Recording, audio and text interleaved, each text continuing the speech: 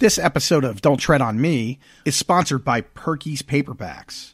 Check them out. I find your lack of faith disturbing. N3 Radio in the mix.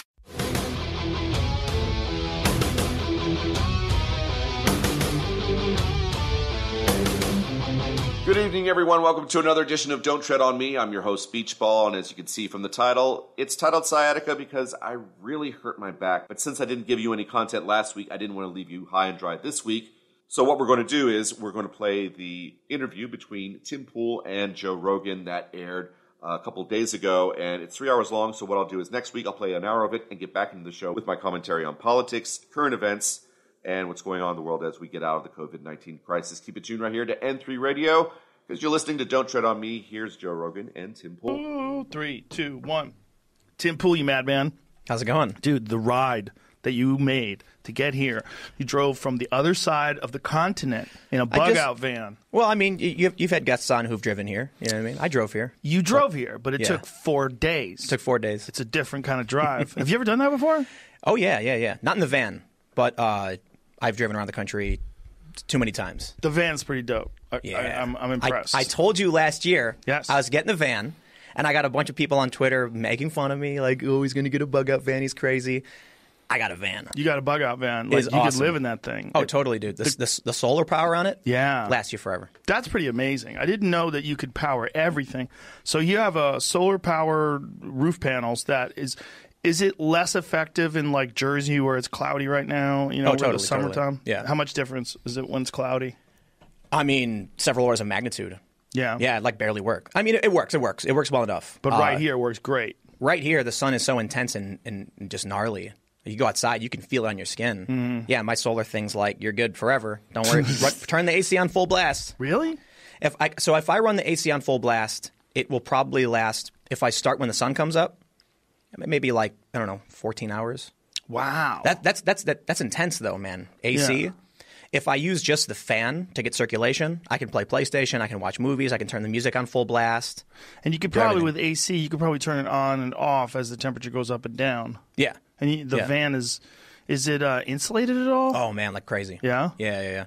Yeah, these guys, I was trying to find somebody to help me modify this thing for a while. I think when I was here last time, I had the van, but it was empty. And then I found these guys in Jersey. They do like they do police modification stuff, like gun racks and, you know, like seats. And I guess because the van life thing started getting big, I did a Google search. I couldn't find anybody. The van life thing? Yeah, van life, man. What are you talking about? So on YouTube, van life was this big trend. I think it's kind of waning a little bit. But there was one woman who got like 2 million subscribers on one video. Really? Because she lives in her van with her pet snake or something like that. Oh, she's probably hot. Is she hot? She's a young, I think so. I haven't actually seen the video, so I'm like making the assumption that, you know. That makes sense. Make a YouTube video, you're a single female in a van, you know. Mm-hmm. And I think the video was like, here's how I shower, so naturally. Oh, you get there you go. It's a good move. Yeah, but here's how I masturbate, 4 million views. Yeah. These guys over where I live, I guess I couldn't find anybody to do this. The wait lists are crazy. Like, there are pro companies that do van modification. 8-month wait period. Really? Yeah, so I went on Google Maps of all places just because I was like, maybe that's my problem. I typed in van modification, and 2 miles from me, boom, this guy pops up. And him and his company, they did modifications for local police departments on like SWAT vans, surveillance vans, and things like that. I wonder if I'm supposed to be saying that. Probably not. Probably not. But they didn't tell you to keep your mouth shut? No, actually, he was like, yeah, let people know we do this work. You know what I mean? What's the name of the company? Diversified Vehicle Systems, I think. Man, if I got that name wrong, I'm going to feel so bad. Well, see if you can find it, Jamie. Yeah. Diversified Vehicle Systems sounds right. Or services. Yeah. And he's got cool photos of like SWAT vans and stuff. I'm stoked. The dude, he hooked me up. That thing's amazing. It is interesting that you can power everything from the solar panels. You can power your monitors because you have it set up in there. We have monitors and lights. You have cameras. Yep. What kind of? Do you have an internet connection? I use my phones, but there is on the roof this thing called a wine guard.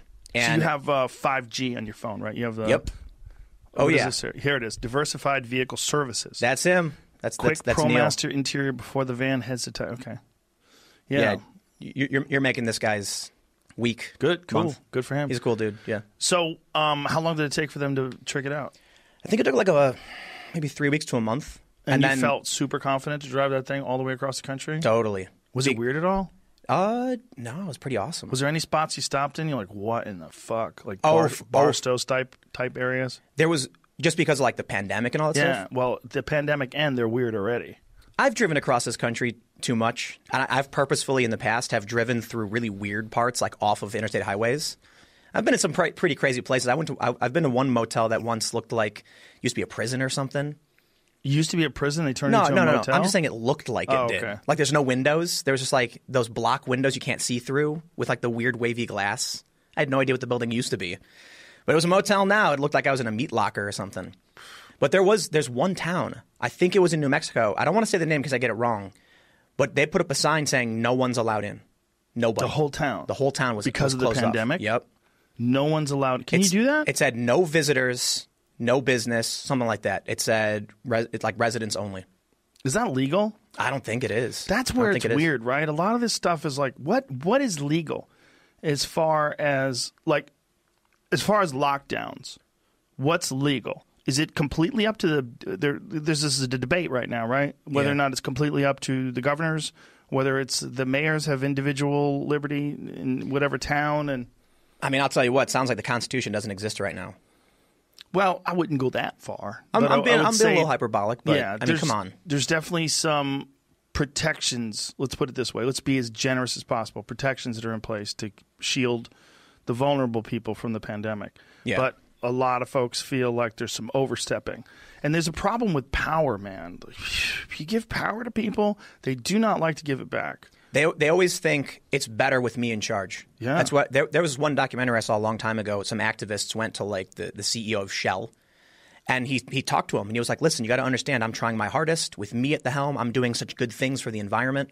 They always think they're the benevolent dictator. Yeah. That's why I think decentralization is so much more important in so many different aspects. Like, yeah, that is a weird trait that human beings have when they get into a position like that, right? Well, the type of person who would want to be a governor to begin with, the type of person that would want to run the entire state. Yeah. I don't trust any individual to have good intentions. No. I should say they do have good intentions, but I don't trust them to actually know what's best for everybody. There's no way you can. I mean, to be able to be accurate about all the different predictions in this regard, when you're talking about this pandemic thing. One of the biggest problems I'm looking at is who determines what's essential and what's not essential. Yeah, weed stores are essential. So we heard, like in Michigan, for instance, they were closing off certain parts of certain stores. Did you hear about this? No. So a lot of people took it because there were photos of seeds at Walmart or something where there was like tape saying you can't, this part of the store is closed. And so the story went out that you weren't allowed to buy seeds anymore. The story actually was that stores over 50,000 feet had to close off non-essential areas like flooring and gardening and things like that. And who's to determine what is and isn't essential about any of those services? Particularly gardening. I was saying, like, if there's a time where you want to have your own food readily available in your backyard, now's the time. Well, even think about just general hardware. If they're going to shut that down, what if a hole breaks open in your floor? Your kid falls through it or something. You got to get that fixed. Yeah. I mean, that's a serious safety issue. So you've got these governors determining what is essential and what isn't. I heard a good argument for keeping liquor stores open because I was like, come on, liquor stores. But someone said actually it is to prevent people from going into detox, from having problems detoxing where they would take up a hospital bed that we potentially need because of the virus. That makes sense. I also think about the reality of you take away booze in a time of a crisis, and you're going to see people's nerves snap real quick. Have you seen the video of this guy jogging down the street? And he examines everybody's recyclables. No. And it's all filled with vodka bottles and tequila and whiskey and wine. And it's like he just goes from house to house. He's like, let's see what they've been up to. Oh, well, people are so stressed out. They're just getting hammered. Yeah. There's going to be a lot of liver damage when this is all. A lot of divorces, too. Yeah, I heard that's going up. Oh yeah, people and domestic abuse and things like that. Sure, and suicide. Here's the prediction I made. Very early on, I was talking to my friends. Actually, I think I said this. What they're going to do, they're going to say we're only going to keep things closed until April 12th, and that's what Trump said at first. Easter, we're going to come open up, and I said about a week before they're going to say, well, we got to push it back. Sure enough, April 30th, then May 15th. Now it's June 1st. June 1st for who? I think New York just announced this. They said June 1st? Yeah. But I think they said they're going to start May 15th with outside of New York City, right? Isn't that what Cuomo said? I'm not entirely sure, but I feel like he said they're going to start. I do know a lot of jurisdictions have slowly entered, the phase one. Mm-hmm. There was that Trump argument with Kemp in Georgia about going too fast and stuff like that. Yeah. So I guess, people are starting to realize if you don't open things up, there's nothing to save, right? Right. What's freaking me about all of this is the tribalism behind whether or not we should reopen the economy or stay locked down. It's connected to everything, right? What do you mean? The tribalism. It's connected to every... Totally. Yeah. It's so, I had a friend messaging me saying, we're stupid people who want haircuts are going to get us all killed, and they're going out and protesting. And the first thing I'm like, you really don't think just because one guy was holding that dumb sign, that's what everyone is thinking, right? No, that's not the case. But what's crazy to me is you had the UN, a UN advisor come out and say we're looking at 130 million people are going to starve because of the economic shutdown. And that's going to be much worse, potentially, than the actual pandemic itself. And these kind of facts are ignored because of the tribalism of what's happening. Trump tweets it out, therefore it's now a right, left, conservative, whatever. I don't think they know exactly what to do. I mean, I think there's some educated decisions that are being made by medical professionals, and then they have to adjust those based on new statistics that come in. And I don't know if they have adjusted. Like the initial idea was that there was an X amount of people that were infected in California. Yeah. It turns out there's many, many, many more. And the most recent thought is that there's somewhere around 400,000. Now, there has been some dispute about these studies. Whether or not these studies are accurate, whether or not the tests are accurate, whether or not you could get it again, whether or not it even matters if you've already had it. You might be able to get it again. But there's no adjustments. No one's saying, hey, this is way less deadly than we thought it was going to be. This sounds like the problem of government. Yeah. I've never been one of these small government types. I'm as much as people might want to argue it with me, I lean a little bit left on a lot of issues, like government programs I think are good things.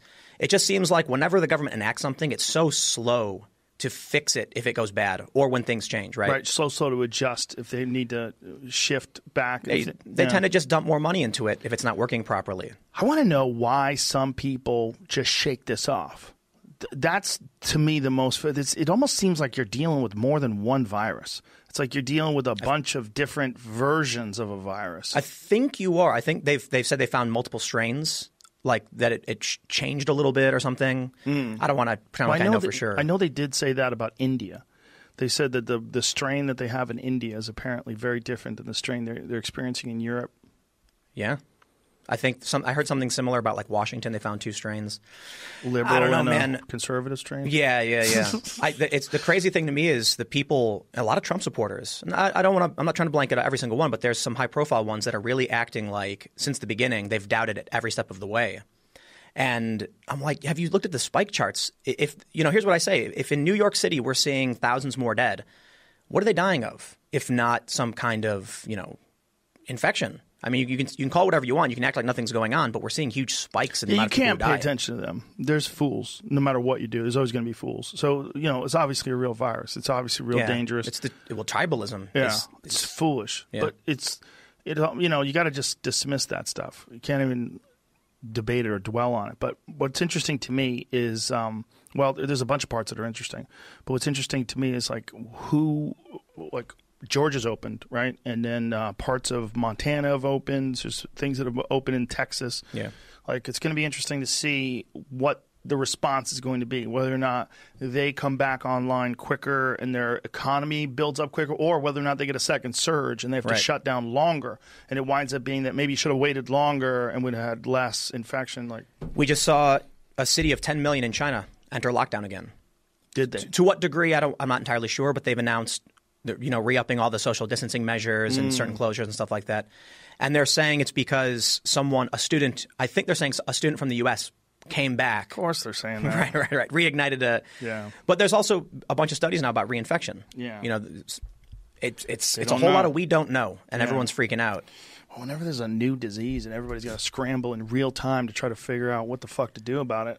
And we're all just weirded out. Everybody's weirded out, No one knows, what is normal now? What is reality? The reality we live in. You see movies now when people hug or shake hands and you're like, what are you doing? I've been watching these commercials. You see these commercials? They're all the same. where it's like we're all in this together, and then it shows people banging pots and pans, and it's like we may not be able to hug anymore, but the love is there. It's like, oh Christ, all identical. But then all of a sudden, an older commercial pops up, and I was watching this the other day, and it's like a guy walks up, shakes his buddy's hand, pats him on the back, and then like gives his wife a kiss on the cheek, and I'm like, that's an old commercial. That is, I can tell it's an old campaign. Yeah, because they would not do that. Most of them are old because you can't shoot anything anymore. Yeah, right. You know, I don't know how. I'm curious how they're doing these commercials where they film New York. I guess they're going out in New York and filming people actually, cheer from their balconies and stuff. Huh? Yeah. Look, I think there's a real tough question that a lot of people want to ignore. I think there's a lot of Trump supporters who are pushing it because they're in favor of reopening the economy. But there's like that equation of at what point is having things shut down more damaging than, So at a certain point, we have to recognize people are going to die no matter what we do. Well, there's a Bloomberg, not the mayor, but there's a Bloomberg statistic on the economy that measures the downside, like when the economy goes down, how many people die because of it. And you could kind of trace it. It's very disturbing. And when we're talking about deaths, we're talking about there's something that we can immediately deal with. It's right in front of us. It's a disease that's happening right now. Go after it. Stop it. But the secondary reaction to that, in fact, because you're closing the economy, might wind up killing as many people as you're trying to avoid being killing in the long run. More. Yeah, or more. Yeah, so I don't know. The UN's the big story on the UN was that their advisor said 235 million starving, in the next year or so, unless things kick back into gear. Well, hopefully they are going to kick back into gear. California's supposed to open up on May 15th, but the governor's been I don't know if he enjoys it, but it seems like they definitely are comfortable with being the person they get to say, yeah, this is shut down and we're going to keep it shut down. Dude, the authoritarianism is scary. It's weird. They're arresting people for fucking going to the park with their kids. Yep. You see that tweet from the UK where they posted the shadows of the two cops? And it was like, think going into a rural area to have a picnic is you'll get away with it. We're going to lurk out of the shadows and find you. No way. I swear to God. Yeah, it went viral. What? You're in the middle of nowhere having a picnic. Go for it. Here's the thing, man. That's fucking China shit. Totally. That is like, fuck, man. Well, now there's another story. Bill Gates apparently said, China did a bunch of things right. And now what they're doing is they're taking that quote and they're putting it next to pictures of them welding doors shut and barricading people in their homes. And then him hanging out with Epstein? Oh, probably. That's the latest thing. Is I've been getting all really these videos. Don't like that guy. Well, these people are sending me all these videos about Bill Gates and how he used to party with Epstein. And I'm like, but a lot of people did. Yeah. I wonder how many of them knew. Well, Bill Gates bet a lot of them did. Apparently traveled with Epstein after Epstein had been convicted. Oh, man. Yeah. He apparently, like a couple of years after he'd been convicted. It wasn't like he didn't know about it. Right. Have you seen Bill Gates' Instagram? No. All the comments just flooded with people saying, like, globalists and Illuminati kind of stuff. I heard about that. I heard it's a lot of pedophile stuff too, right? I don't know. I don't want to. I know this is going to be really touchy because you got a large group of really angry people. But they're saying things like, "Take your vaccines back. We don't want them. Yeah, we won't wear the mark of the beast." You know what, man? He's talked about. You know what China did? They're giving you these codes on your phone, and you've got if you want to leave. If you leave the town, it becomes void. And so if you're in the city, then you can go to a building. They scan it to see if you're clear, and if you are, then you're able to come in. Yeah, fuck all that. Seriously. I think, you know what, man, the amount of people I've seen argue in favor of this executive, these executive orders is pretty scary. Yeah, I've been scared about that. We've been talking about that quite a bit lately, where I've been saying you can't have massive overreaching government surveillance as a response to a disease. You can't, because they're not going to shut it off once the disease has a vaccine. They're going to keep that stuff in place. Right. And you are giving up a massive part of what it means to be an American. Well, be free. Take a look at the social media, what's going on with Twitter, Facebook. The CEO of YouTube, we'll start there, said on CNN, basically anyone who says anything out of line with the World Health Organization it's bannable. It's against our community guidelines. The World Health Organization has flip-flopped back and forth, like several times already. Well, they're clearly spouting out Chinese propaganda too, particularly in January when they were saying that according to China, there's no evidence that you can be transmitted from person to person. And did you know the AP reported at that time China knew and withheld the information for 6 days? So the day that the World Health Organization tweeted out no evidence, according to China, of human-to-human transmission, we now know, according to the AP, that China did know and purposefully withheld that.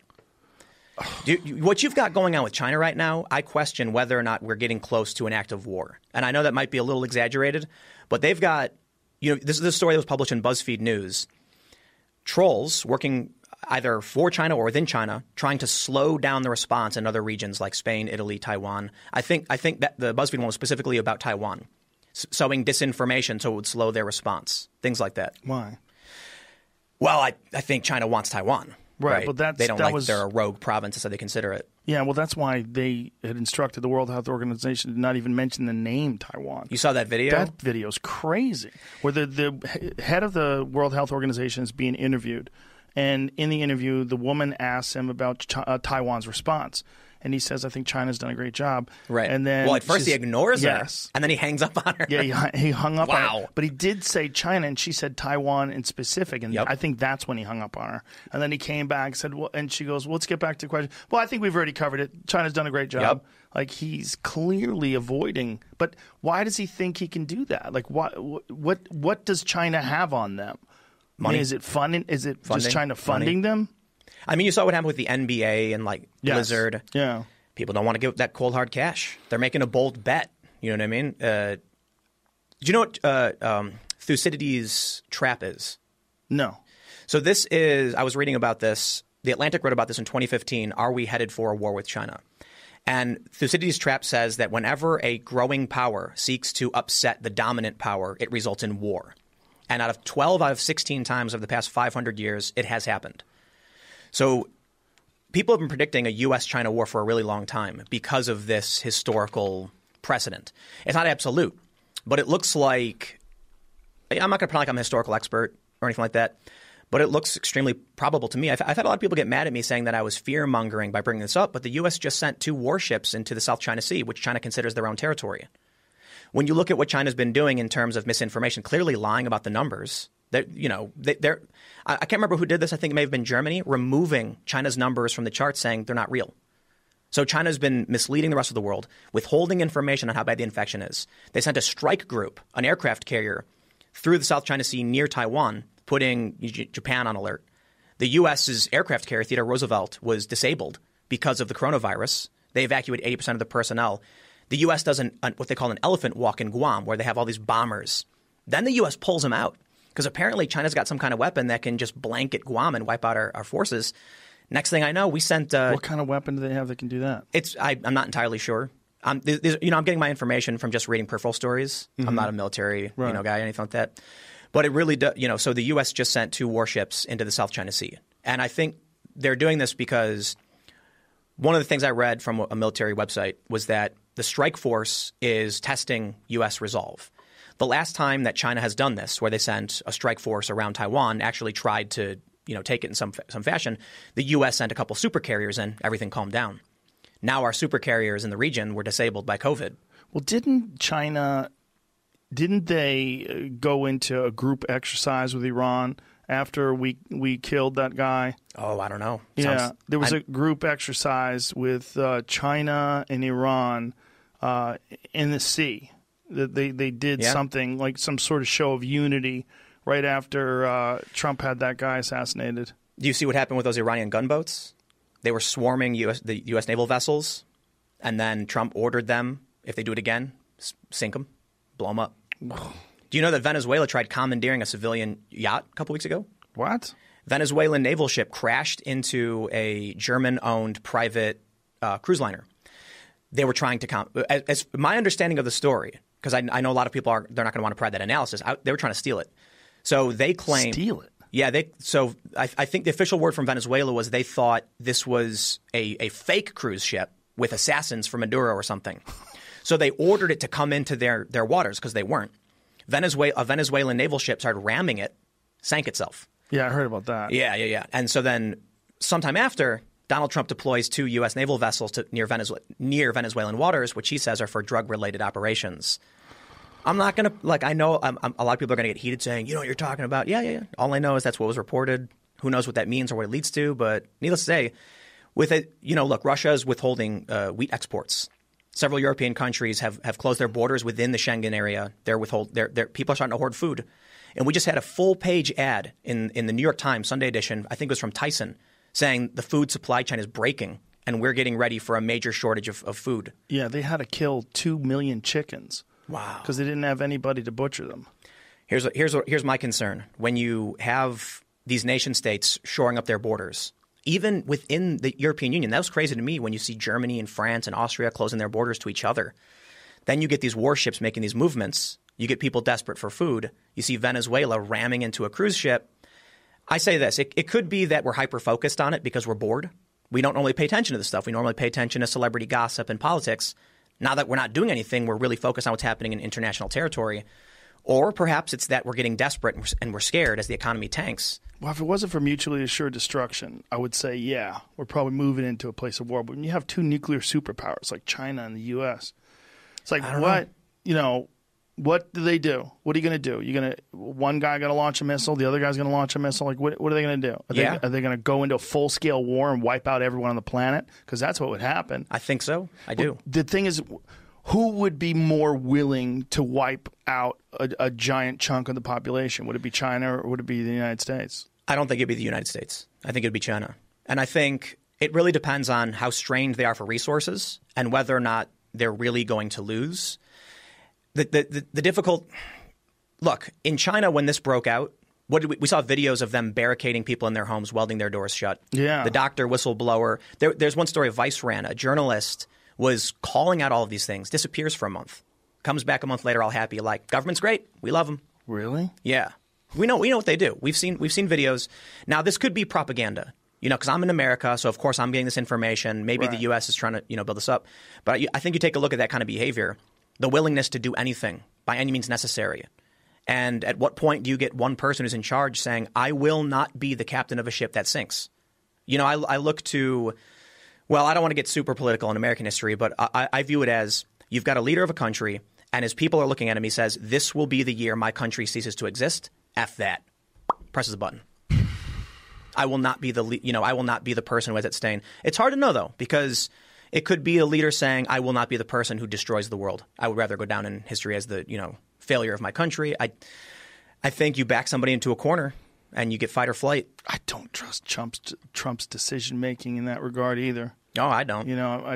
I don't trust anybody's decision-making, but anybody who won't admit that he said one thing when we saw it, like this whole injecting disinfection, maybe a cleaning. No. The fact that he said he was being sarcastic. That was so dumb. And if you're that same person and then we want you to be in charge of this decision, whether or not we go to war. I mean, obviously you have to have the support of Congress. But do you though? The disinfectant story is one of the weirdest and most difficult things to actually grasp. I think he just got caught rambling. That's it. You ever see the episode of South Park where Cartman pretends like he has Tourette's? No. So Cartman finds out that people with Tourette's just say all these things. So he's like, if I pretend to have this, I can say whatever I want. And then eventually he loses his filter and starts saying a bunch of ridiculous things. Like he starts admitting to touching his cousin or something at camp. And then he's like, why am I saying this? Oh, no, I've lost my filter.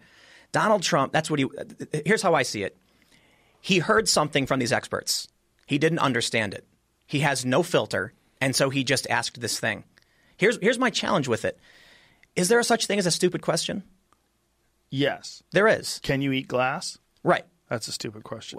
Don't some performers eat glass? They don't really eat glass, really eat glass, do they? Well, so they chew up candy glass. Yeah. Here's the struggle. Here's the struggle. What is a disinfectant? How do you interpret what he said? And here's what Trump supporters immediately fired back with. There is H2O2 nebulization therapy, and they pulled up an article it was posted to MSN.com April 10th. One of the treatments they're looking at for COVID is to take hydrogen peroxide through a nebulizer into your lungs. That's a disinfectant into your body for a cleaning. I don't think Trump was going for that. I think the guy mentioned we have bleach and alcohol, and Trump was like, I wonder if you could, possibly get in their body through an injection. As a cleaning? Yeah, I mean, right. Look, well, what's really interesting that came out of this was Twitter banned an account that is a publicly traded biotech account that has a legitimate therapy. Yep. When someone has been intubated, when they're on a respirator, they can send UV light through that tube and actually kill some of the bad bacteria in the lungs. Now, the video that shows how they do it shows like the tube and this like it's an animated thing which shows the lungs. They banned them. Right. They banned a publicly traded biotech company, which is just, I don't know if they banned them because they think that in some way this supports what Trump was saying, or if someone just pulled the trigger too quickly. I mean, who's doing this over here? I think you have a bunch of fucking kids that are making decisions whether or not something gets banned or not. Something gets reported, like I'm just guessing. Someone reports and says, look, these fucking idiots are saying that Donald Trump's right. You can get light in there. Ban it. Ban the account. Nuke it. We sat here with Jack and Vidya, and I don't think we got a definitive answer necessarily. We got a, thank you for your feedback. I think we got an answer in terms of what Jack wants. In terms of I think Jack is a legitimately honest guy who is trying to manage things at scale, and I think that's almost impossible. The sheer numbers that are coming in, and he's trying to do a Wild West Twitter now. This is his concept of having a Twitter that's just wide open, we could do anything, and then having like a regular sort of moderated Twitter. There's a name I can say right now. A name? If I say a name right now, Candyman. This video will be pulled from YouTube. Did you know that? Really? I can say one guy's name. Alex Jones? No. I'm not. Don't say it. If you know who it is, don't say it. I'm not going to say it. What does it start with? I don't think I should even do that. Really? I've had my video taken down, and I've been told to write it down. Here, write it down for me. You sure? Yeah, write it down. Just write it down. If you say this name, your video will be taken down. They've taken down C-SPAN. They've taken down Fox News. Really? Is it Hitler? No. I'm warning you not to say this name. The company's been unsuspended, if you will. Unsuspended. I don't know the word for that. So somebody probably fucked up. It was probably a kid. My handwriting is awful. That's okay. Do not say that name. I'm not kidding with you, man. Do not say that name. I don't even know who that is. I can describe him to you. He's a CIA. He worked for the CIA, I guess. He is accused of being the whistleblower. Oh yeah, the Ukraine whistleblower on Trump. And if you say his name, you will get taken down. Wow. I've seen that. So that seems like news. How come news will get you taken down? Yeah, makes you wonder, right? How come a biotech company with a legitimate product gets taken down? I guess you said it was restored. So. Yeah, I think that biotech company, somebody fucked up. I think you have too many. I think from what Adam Curry was explaining to me is that there's a bunch of kids that work for Twitter, and they work for a lot of these other companies, and they're the ones responsible for whether or not something gets banned or something gets taken down. You know the Zuby story, the OK Dude story, right. Which is just bonkers. Let's for people so this can be standalone. Yeah. Zuby, who is a British guy, we've talked about this on the podcast before. He's been a guest on the podcast. He's a rapper, very, very intelligent, interesting guy. Doesn't even swear. He's very polite. He's a really nice guy. So he gets in some sort of an interaction with someone on Twitter. And this person says, I bet I sleep with more women than you. He says, okay, dude. That's it. He got nuked. Banned. He got suspended for a long period of time, like weeks or whatever the fuck it is. I don't know how long you get suspended for something like that. But then he asked for it to be reviewed, and they upheld it. Yeah. They said, yes, you can't say, oh, okay, dude. Now, I don't know if he was talking to a trans woman. He didn't either. Yeah, he didn't either. I think he didn't know. Is that what it is? Is that what the case was? That's my understanding of the story. Yeah, well, he didn't even know. Right. He just saw someone and said, okay, dude. You know what the problem is? This idea of approved truth, what YouTube calls authoritative sources. So I know I'm pretty hard on YouTube, but this does involve Facebook as well. That name I sent you, Facebook will delete your post without notice if you type it. Wow. So here's what I did. You tried it? I said something like, I heard of a man from Dubuque, an orthodontist named, who has 5 kids and he's in his mid-50s. I did that because that in no way describes who that person is. Right. Not only did Facebook delete it, they deleted it without telling me. It was just erased from the site, gone. So it's some sort of a filter that's in place. No, somebody manually did it. It was there for a while, and then somebody came in, or somehow. So do you know what happened with CNN and Chris Cuomo getting COVID? You know they faked that whole thing, right? What do you mean they faked it? So Chris Cuomo was spotted 30 minutes from his house on a property with a new construction being built. Yes. A steel frame. A guy on a bike saw him. Chris Cuomo, they got into it. Right. Chris Cuomo goes on his radio show and says, I don't want this jackass on a fat tire bike coming up to me. I should tell him what I want. The guy on the bike says he called the cops and said he threatened me. So this basically confirms the encounter. Chris Cuomo then shot a segment for CNN of him emerging from his basement, like, this is what I've been dreaming of, finally getting out of my basement and seeing my kids. But he was witnessed seeing his kids somewhere else.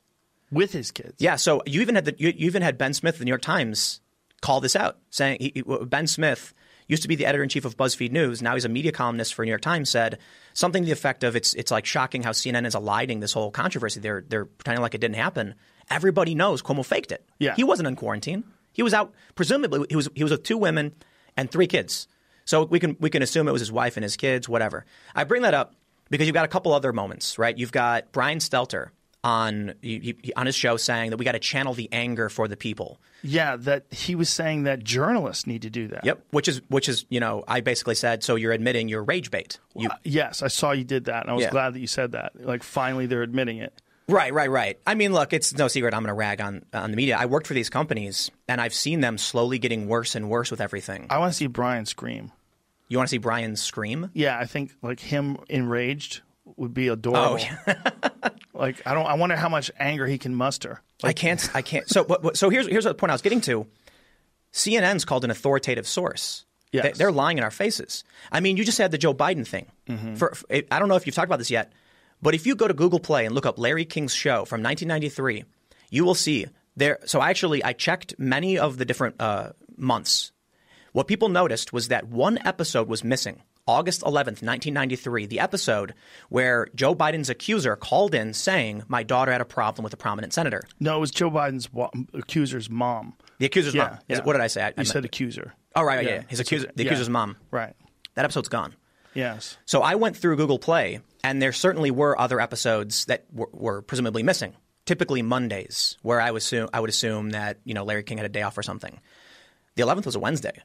Why was this missing? Why did CNN? Why were they scooped on their own story? They had this evidence. Apparently, this was news. So when you look at what CNN's been doing, admitting that they're doing rage journalism, you get people like Jim Acosta. But isn't that like what Brian said? What's Brian Stelter? Stelter. Isn't he just that's his own opinion? I mean, and it's not that they're admitting that they're doing rage journalism. It's he's saying that they should do that, right? Isn't that what it was? And he said it on Twitter, right? Yeah. Well, I think it was a quote from his show. Was it? I think it was reliable sources tweeting it out. Yeah. And, look, I may be hyperbolic or whatever because I got my opinions on CNN and all that. But take a look at someone like Jim Acosta. He stands up. He argues with the president. Mm-hmm. That's not what journalists are supposed to do. If you want to ask the president a question, he gives you an answer. If you have the opportunity for a follow-up, you do. And then you write your story and you fact-check him. You write your story and say, Donald Trump, here's what he told us. Here's the truth. That's what journalists used to do. Now you've got this idea of channeling the rage for the people. What that means is it's something I've seen in activist circles where it was explained to me that what people are looking for is someone to strike down a symbol of what they view as their enemy or the cause of their problems. So the reasons why someone like Jim Acosta would do so well, he would get so many followers constantly doing this, it's not that he's asking any real questions or actually challenging the president. It's that the people who don't like Trump see him as striking a symbol down. It doesn't matter if he's telling you the truth or not. Now you get performative journalism where Chris Cuomo pretends to come out of his basement, where you get people standing up at the White House correspondents or at the press conferences just arguing instead of actually asking questions. And then YouTube, Facebook, and Twitter say, this is the truth. We deem it so. YouTube now puts them, among other outlets, on the front page of the website, guaranteeing hundreds of millions of views. Meanwhile, independent commentators like myself, we actually get hurt in the algorithm. If you go to my channel, they only show you Fox News. If you want to watch me, then you are guaranteed in the sidebar the next video will be Fox News. They prop up all of these channels. David Pakman, for instance, you get MSNBC. Jimmy Dore, Fox News. I don't understand why they're going to send Jimmy's, lefty followers to Fox News, but they're doing seemingly everything in their power to make sure individuals like myself and other commentators are struck down, while channels like CNN, Fox, and MSNBC are propped up, even though we know that they put out fake news. But isn't that because of the algorithm, though? And do you think that algorithm is engineered in order to lean towards those mainstream sites? Absolutely. 100%? We can see when it happened. It was May of last year. I've looked at my analytics around the time these smear pieces came out, arguing that there was a rabbit hole where if you watch one kind of content, it's all you get. Mm-hmm. It's a very, very misleading way of framing what was really going on. And so I'm surprised that YouTube just bent over for this. You basically have YouTube's competition, these media outlets, using their media weight to hurt YouTube in ad sales. So YouTube says, you got it. We'll give you front page access. We'll guarantee you, people watch your content. Right. But they're doing that because that content's very popular and that generates ad revenue. Well, I would say no, actually. I would argue against that. Well, okay. But listen, like Tucker Carlson, for example, you got to know he's hugely popular. Absolutely. And if you have a Tucker Carlson video, it's going to generate millions of views. Absolutely. So YouTube, within their best interests. I'm talking about Alison Camerota. Is anybody really Google searching on YouTube Alison Camerota's opinion on this? All day. I don't think so. I don't know who that is. Right, exactly. And so you wouldn't be searching for it. Tucker, of course, we know. Right. So you're saying it's the channel in general, not just someone who's popular like Sean Hannity or Tucker Carlson. They, as very famous personalities, very obviously do get more naturally. Yeah. Right. So people are searching for Tucker all day and night, Hannity and Rachel Maddow, things like that. Right. But if you look at how what YouTube has even said to CNN, they prop up authoritative sources. Yes. If you search for a news story, guess who you're going to get?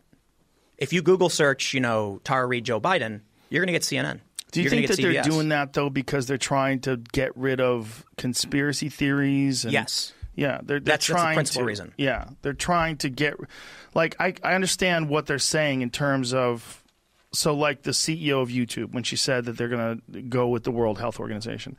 I don't think it's a good idea to go with the World Health Organization because it seems like it's a very corrupt organization. But I do understand this desire to go towards – respected and established medical professionals. I agree. If respected and established medical professionals have a protocol for dealing with coronavirus, we should listen to them, right? Yeah, absolutely. And there's a lot of wacky fucks online that are trying to say that it's not a real virus and that it's 5G, and there's all that kind of stuff is dangerous. You know what they told me? Don't you think? Absolutely, absolutely. But they told me they published editorial guidelines. Very early on, I did a video about this, January 23rd, when they first started locking down. I did a segment talking about what was going on, and I actually didn't think it was a big deal. This was before anybody was really covering it. I mean, this is, impeachment was happening. And YouTube fully monetized it. So I have a thing on YouTube called self-certification, where when I upload a video, they ask me, does your video contain any of the following? My videos are always clean, family-friendly, I don't swear, and I was approved. Video monetized. A week later, they implemented a new change without telling anyone. Anyone talking about coronavirus was instantly demonetized, deranked, possibly had your videos harder to find, things like that. And it wasn't until about a couple weeks ago they overturned these derankings on my channel. They told me before they published the guidelines, you cannot say these things. One of which was that it may have emerged from a biolab. Now we have on April, I think it was the 16th, a former Clinton administration NSC staffer saying that Occam's razor suggests the most likely place that this came from was breaking out of a Wuhan biolab.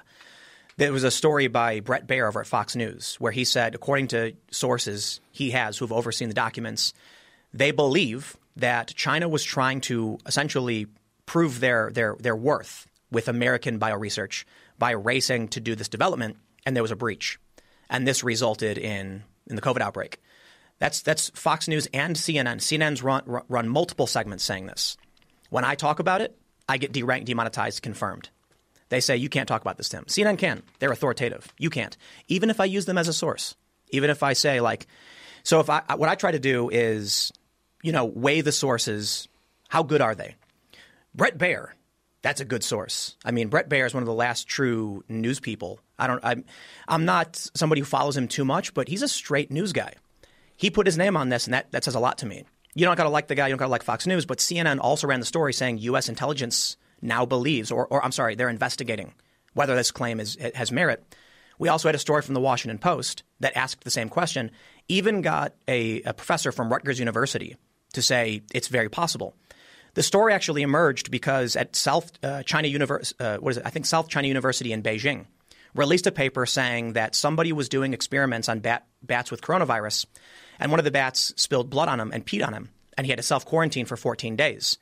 Being that the Wuhan CDC, I think it's a CDC, is about 300 meters away from the food market, it seems like that was a likely scenario. They eventually retracted that paper. It's a fucking movie scene. Totally. So look, it's not me saying it. I understand what you're saying, but I get knocked down for this. I'm not allowed to talk about it. I understand, but I think in their defense, some of this has to be that they're managing at scale. I agree. Some of this has to be the fact that millions of videos are uploaded every day, and they have to keep this disinformation from spreading out of control. When you have all these fucking nut jobs that are saying this is 5G, it's not even a virus, it's radiation sickness. Someone sent me, a guy that I really like, sent me this video of this doctor that seems like he's got schizophrenia or something. He's talking about this is a plasma disease caused by radiation, and I'm like, oh, fucking Christ. Do you imagine? I've gotten so many people hitting me up. Tim, you got to talk about 5G. Oh, God damn it. Do you know how many people hit me up when 4G came out? Listen, 5G is a thing, right? It's a new bandwidth for cell phones. It's going to be really fast. It's going to be in your phone. So the question is, like, okay, all this stuff's flying through the air. There's all these signals through the air. What effect do they have on the human body? That's a good question. That's a good question. But to say that that's responsible for this coronavirus thing is fucking crazy. Totally. If you're saying they don't have any effect and here's why, I go, okay, this is why you don't need to be worried about UHF or whatever different waves that are flying around through the air, Wi-Fi, and people are worried about all that kind of shit. They're really concerned that this does have some sort of effect on human beings. They think that, in fact, cell phone signals have an effect on bees. Right. And that was one of the primary theories about the drop in bee populations. Yeah, colony collapse. Yeah, these cell phone signals are interfering with these bees' ability to communicate. But to say that it's the fucking coronavirus, like, Jesus Christ. And then someone had a meme, Lil Duval had a meme that he put up on his Instagram, and I retweeted it. 5G's only in 5 countries, you fucks. Right. This goddamn shit is spread across the whole world, and you really think it's 5G? I believe YouTube has to step in, and they have to do something when shit like that is so egregious, is so preposterous. So the question is, where do they draw that line? If it would be nice if they could watch all your videos and say, oh, well, Tim Pool's a really reasonable guy. They do. Okay, but do they? Do they really? No, they do. Do they really? They you have a guy who's doing that, yes, who is 100% dedicated to watching everything you do. You put out a lot of fucking content. I do. How much content do you put out every day? So, if you had to guess, at an average. Right now, as of the past few months, up to about 3 hours and 40 minutes per day. So you got a guy that's dedicated at YouTube. His job is, what do you do? I'm the Tim Pool guy. So first, probably not like that specific, but I do have a partner manager. I do have every single video I put out on my main channel is reviewed, 100% of them. They just recently introduced my other 2 channels. So I have a total of 3 channels under my name where I put out around 10 to 12 separate videos per day for a total of about 3 hours and 40 minutes. They do. So if I upload a video, it gets reviewed through some. So I first self-certify. I say this video has no swearing. It has no extreme imagery or anything like that. If someone watches it and demonetizes it, I then contact Google and they reverse it for me. So I actually have someone who fixes this. If there's an issue, they watch every episode. They do. They watch every episode. Every episode. That's bonkers. So you got a guy who that's their job. I don't think it's necessarily one person, but it's a team of freaks. My understanding is it is California based. And so here's what I think YouTube's a very, very awesome thing. I wouldn't have a show. I'd be working. I was working for a Disney company, and I did not like it. And I was able to leave and start my own business, and I'm rather successful with it. And it's because of YouTube, and it's because they view me as trustworthy. I've known them for a long time. They've worked with me. It's not perfect. The challenge is fundamental human rights and the collapse of the media industry. When we have news outlets that So I'll give you an example. You posted this on Instagram that people were calls for poison and disinfectant ingestion had gone up after Trump's comments, right? That's not true. It's fake news. I fell for it too. I tweeted it out. I tweeted the George Carlin quote, the one that's think about how stupid the average person is and realize half of them are stupider than that. Sure enough, it turns out they faked the story. The real story is that since the start of the pandemic, people have been buying more cleaner than normal. So statistically, with more people having cleaner, they're more likely now to accidentally ingest it. And since March, the calls have been going up. The New York Daily News, one of the main purveyors of this story, tacked on after Donald Trump's comments. Unrelated. Dirty. So here's the problem. If the Daily News, if CNN, if Fox, if MSNBC, if these outlets are going to do these things in a desperate bid to stay alive as their methodology fails, and YouTube is going to give them preferential access, which is what they've done, then we're in serious trouble. But they don't give the Daily News preferential access. No, they don't but have like a channel. The main networks. Do they? I don't think. But the I'm main sure networks they do. aren't that egregious, right? Here's one that really grossed me out was CNN. I believe they tweeted, one of the reporters at CNN tweeted that Elon Musk has not supplied all the ventilators that he promised. Man. And then Elon said, are you aware that Twitter has a search feature? And then he starts retweeting all of these different hospitals showing the ventilators, people thanking him. It has a Tesla logo on it. And it was the hospitals that requested them specifically. Yes, and had specific parameters. So you know what CNN did? Argued semantics. The article that was written to prove they were right was that those aren't ventilators. Real ventilators are invasive ventilators that go in your body. And CPAP, but a CPAP is a ventilator. Is a ventilator, as is a BiPAP. But they're called non-invasive or non-intrusive. That's such a fucking gross way to justify what you tweeted. And so journalists are supposed to help you understand what's going on in the world. Yes. Not confuse it for the goal of making money. Brad, that's what it is, right? It's about clickbait. Absolutely. Like if you can clickbait that the smartest man in the world fucked up and didn't give the ventilators, like, ooh. You want to know what the scariest thing is? CNN, any of these networks can make a fake story, get 1 million views, a day later apologize, retract, and they keep all the money they made. They don't got to give it back. So they're actively incentivized. I'm not saying they're sitting there, twirling a mustache, being like, let's write a fake story. But they know that if they do, they get paid. And so what? You know what? The fake news gets 1 million hits. The retraction gets 30K. We get paid for both. So is this an editorial review fail where editors are not reviewing these articles that are being written by journalists? I think they're all swimming in a toilet circling, down to the drain. Because what happens is so I saw a story written, I think it was an op-ed for the Washington Post or something, about Trump's alligator moat. That's fake news. That was never real. Alligator moat. Right. So the story from 2017 that Trump talked about putting alligators in a moat around the southern border or something was like, it's ridiculous. But here's what happens. You write a fake story. They wrote that? Yeah. So that was his idea to do that? It's been a while. My understanding of the story was that a source familiar with, Trump's thinking said that Trump had discussed an alligator moat. And I'm like, even if Trump did, isn't it obvious it was a joke? They go nuts. How many fucking alligators would it take to guard the southern border? 2,000 miles or whatever. But now we see this pop up again. And so I'll tell you what, man, the scariest thing is how these social networks remove, like we talked about this last year, they remove a certain point of view. Like this biotech company, they default on what is authoritative, and the authoritative falls in one direction almost every single time.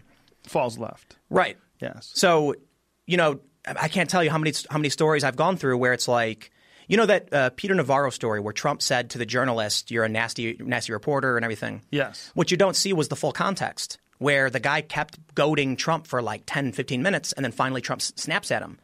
And they take that one soundbite and say, look at Trump just being a dick. It's like, well, yes, Trump's got no filter and he gets mad. But they cut out the entire exchange where this dude was poking and prodding and like really just insulting the guy.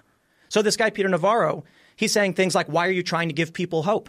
Don't you think that offering up false hope is wrong? And Trump's like, no, I don't think so. I think this was in chloroquine, hydroxychloroquine. So you get a guy that keeps, goading him and arguing with him. And that's what the point I was making earlier. It's these people for CNN and whatever network have realized, hey, we're going to get ratings. But let me tell you this. First of all, that way of communicating is fucking terrible. It's second only to the terribleness that in those late night news shows where they have 3 different people, like with the screen separated into 3 chunks, and this person on the right is arguing with this person on the left, and the moderator is trying to keep everybody in order, right. And everyone's talking over everybody, and everyone's looking for a soundbite, and everyone's looking to get their shots in before the buzzer because there's like a bell coming when the commercial runs. It is the dumbest way to really explore a complicated idea. Right. And second only to that is these fucking things where the president stands at the podium and people yell things out.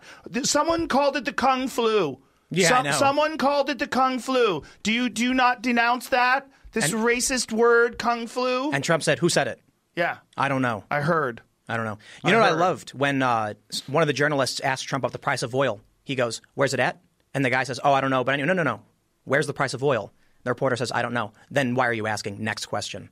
Yeah. Well, these people don't know what they're – look, I've sat in these rooms at press conferences.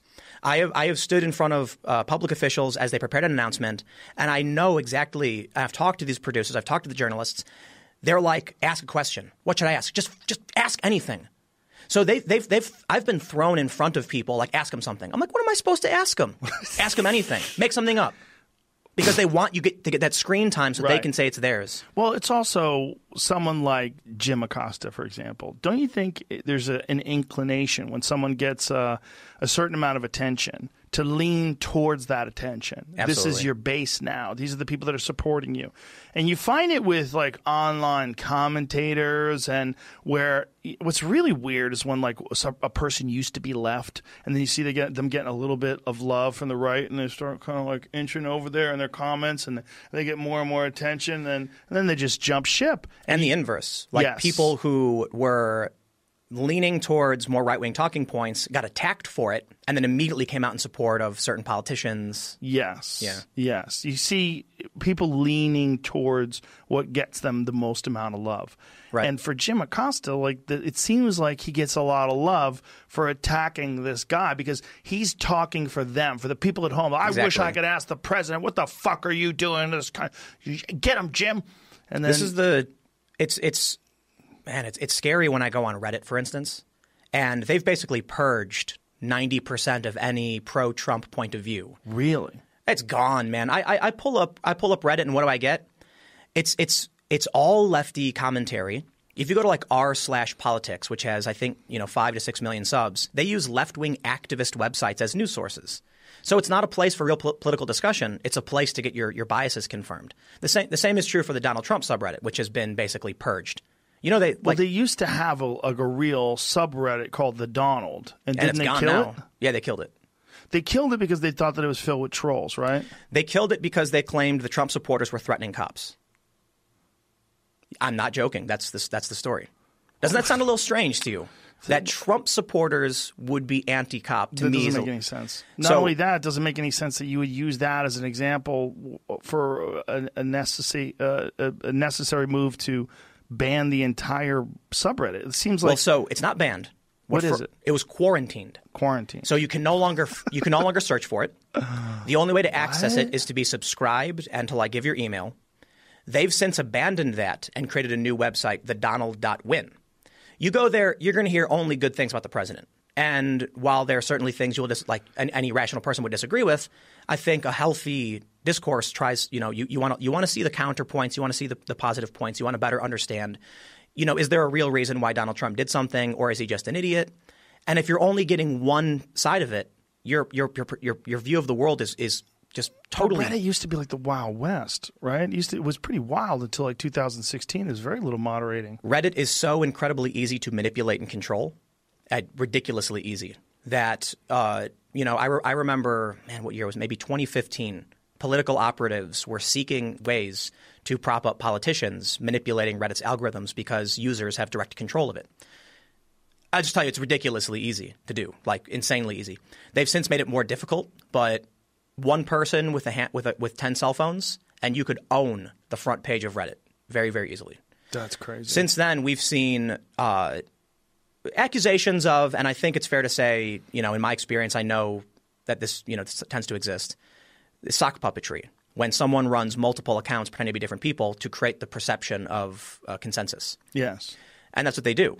That's really, really common. Super common. I know a guy who was a moderator at Reddit. He told me this one account had 9 different people, or one person had 9 different accounts they were using to attack this guy. And you can so the way Reddit works, for those that don't know, is you upvote and downvote something. If it has more upvotes, it moves up. If it has more downvotes, it slowly disappears. So if you create a bunch of different accounts using proxy servers or other IP manipulation, you can make sure your post is always in front. Now, was there a concern that the Donald Reddit site was being manipulated? That they were basically just using it early on? Yeah. Yeah. There was so the Donald post would frequently hit the front page of all. So if you go to Reddit and you want to see every subreddit, the Donald is always on top. Because it was so active. It depends on who you ask, right? Or because people were manipulating it, one or the other. There's a good argument for both. I don't have the evidence to give you a definitive answer. I think it's fair to say that Trump supporters will smash the upvote button and make sure those posts always fly to the top because they're very enthusiastic. Very enthusiastic. It's also possible that somebody had a botnet that was, They can do that too, right? Yeah. But one of the things that the Donald got in trouble for, I think, was they would do what's called a sticky post. So that means if you went there, one post was always on top of their page, so the supporters knew to upvote it, guaranteeing it would get a lot of traction. Oh. But we actually saw, this is the craziest thing, the CEO of Reddit manipulated in the database someone's comment who was a Trump supporter. This is like, could you imagine?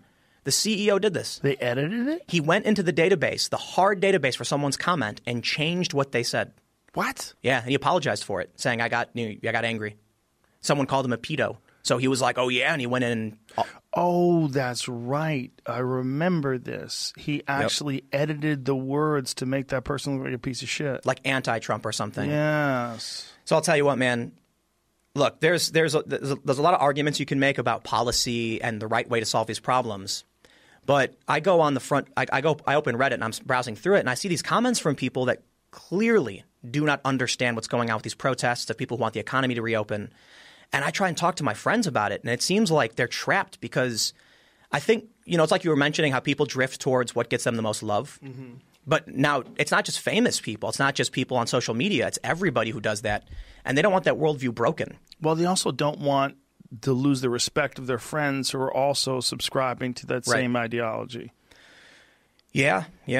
That's a big part of it, man. Team politics. Well, over here in California, if you're not left wing, if you don't, just instantaneously when there's an issue, instantaneously side with the left, you get chastised and you get called a racist, or you get called a Nazi, or you get called a Trump supporter, or you can't even have a rational perspective on things. You can't say something like, in hindsight, it was a good idea that Donald Trump closed off travel from China because it was coming from there, and a lot of people were calling him racist. It turned out to be a good move, and then they've shut it down from a lot of different places as well. You can't say that. Yeah, right. So the first thing Trump does is the task force. 2 days later, the travel ban. Joe Biden says the last thing we need is Trump's xenophobia. Then on March, I think, 12th, Trump suspends travel from Europe. Joe Biden says a travel ban won't stop this. April 3rd, Biden says, actually, Trump was right about that. Now Joe Biden's launching ads saying Trump didn't go far enough. Now Nancy Pelosi is saying Trump should have banned Americans from coming back in. Did you ever see that video where Nancy Pelosi is talking about telling people to go to Chinatown in February? Of course. That video is fucking insane. And when they confront her on it, on Fox News, I think it was Chris Wallace on Fox News was talking to her about it. She's saying, well, the record will show that I was saying don't be rude to Chinese people. Now, you were down there encouraging it. Yes. And the record will show. She's such an ineffective speaker. It's so bizarre that she got to a position of power because she's so disingenuous and so fake in the way she communicates, especially on those shows. Maybe she's just old. Maybe she was better before. I don't know. Maybe, right? That's the Biden question. Oh, man. Yeah, the Biden question. That dude's he's not even here anymore. It's so weird. It's so weird that they're pretending that it's okay, that this is going to be fine. But the way they're defending him over these allegations is the creepiest thing ever. Or ignoring the allegations entirely. You see Alyssa Milano? When she came, what is this? Yeah, she said he deserves due process. But what about all the other times? What about all the other people? This is it. It's I can't predict what's going to happen. There's a lot of things that are changing, right now that's going to affect whether or not Trump wins, the Republicans win or lose. But what about this weird thing that he wants to do where he wants to insist on a woman of color as a vice presidential nominee? Biden wants to? I think he said – I'm not sure if he said woman of color. I think he said he's guaranteeing it's going to be a woman, and he's looking at a woman of color. I'm not entirely sure. To me, that's absurd. I mean, absurd. If you've got a good candidate, I think, I don't care what they look like, what their skin color is, their race, gender. I know a lot of people on the left view that as like short-sighted because and I think there's decent reasons to talk about how identity plays, into how you view the world and the policies you want to implement. I just think it's dangerous to create that kind of we're not talking about prom queen. We're talking about someone who actually has a real important job. You shouldn't pick them based on what part of the world their ancestors are from or what gender they are. That's ridiculous. I would actually say on a scale of 1 to 100, that's not near like the top 50. But I think it is fair to say that there's a real reason why that would play a role. Like you've got a lot of people who have never experienced certain things, and that includes the left. And one of the big problems we have in politics is what we see coming from the left is really based on urban living, and from conservatives on more likely to be rural living. So when you see people on the left argue for like rent strikes and things like that, well, yeah, you're in cities where you're predominantly renters, so that's your big issue. It doesn't resonate the same with people who live in areas where they primarily own their homes. Or if you're talking about the Second Amendment, like obviously people in cities, they tend to be liberal. They want gun control. Yeah, because you've got a very, very dense population. Gun accidents probably are an issue. And you've got cops within a minute's notice. You live in a rural area. The cops are 40 minutes away. You need to protect yourself. So this divide creates a difficulty in creating policy for the entirety of the country. That's a good point. I personally would never place someone's like racial identity or gender in the top priorities. But I do think it is fair to point out that, a black woman is going to understand things about life in the black community that a white man's not going to. That doesn't mean you give him a job because of it. You can point out the perspectives will be different. I agree with both those things. Right, yeah. right. But that's a good point, too, in terms of the overall country is so enormous and it's so different and varied. Like to find some common ground amongst everyone is so incredibly difficult. So it's a contest of who's got the bigger bucket, the bigger electoral bucket. Yeah, that's a good way of putting it too. Yeah, it seems like, but either way, there's so many people that are just going to vote left to get Trump out of office. They don't care. You're going to elect a guy with dementia. You got to pull up this article. Stay alive, Joe Biden, by The Atlantic. No. I'm not kidding. When did they put this in? Oh, man, it was a couple weeks ago maybe. It's called Stay Alive, Joe Biden. And then she says something like, all we need is your corporeal form. And it's amazing. God, no, you're going to love it. You're crazy. Love it. It's not only arguing that we just need Joe Biden's body, but it actually kind of argues he's a bad candidate. And it's like, it doesn't matter, though. It doesn't, because we just don't like Trump. Well, they're right about that. He's a bad candidate. Biden? Yeah. They could have done so much better with Buttigieg, with Klobuchar. Seriously. They're terrified of Tulsi Gabbard. They're terrified of Bernie Sanders. And Andrew Yang, I think, probably freaks him out a little bit, too. I'm a big fan of Tulsi, and followed by Yang. And a lot of people didn't like that because, I rag on Democrats all the time. It's like I'll fully admit it. You can criticize me all day and night. I very much see Pelosi and Schiff, Nadler, and the problems we have with them. And I'm not a fan of their policies. I think they go they either do nothing. But within that, I saw Andrew Yang and his website.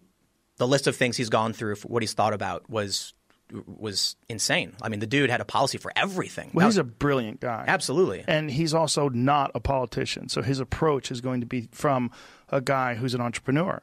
Right. A guy who looks at it in terms of problems to fix. You can argue there's a similar thing there with Trump being a businessman.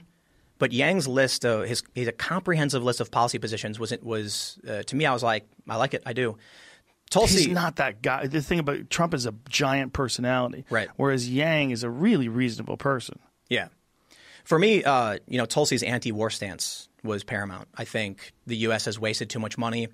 We've got people arguing for fix the pipes in Flint, and I'm like, right on. Let's stop building weapons and doing deployments and trying to control these foreign countries, and start working within America. And I think that there's a reason why a lot of moderates and conservatives like Tulsi, and it's that it's kind of America first, right? Yeah. Why are we applying so much of our resources and time and energy to these foreign countries? We shouldn't be doing that. Well, also she's earned that perspective with 2 tours of duty overseas. She served in the armed forces. She's been a congresswoman for 6 years. She understands a lot about how this works. I disagree with her on some of her domestic policy issues, nuclear energy, and what is her stance on nuclear energy? She opposes it. Well, she opposes I don't want to speak for her because I'm trying to be very careful, but negative view on nuclear energy. And nuclear energy is different than 3 Mile Island, right, or Fukushima. We need to understand that when you're looking at some of these issues that they have with Fukushima in particular, which is a kind of an antiquated system that they had set up that they can't really shut off, which I had a whole bit about how crazy that is. Yeah. When you're talking about the nuclear power that they could implement today, it would be a very different system. Right. That right. would be and fairly clean. extremely high return on energy investment Yes. and zero emissions. Yes. But there's a fear because of the past. Just put it somewhere that sucks. Just put You it know- somewhere that sucks. Put a big one somewhere that sucks and juice up the whole country with it. You know, when it came to Yang, I felt like here we had a guy who I'm not a big fan of UBI, but It's a weird one, right?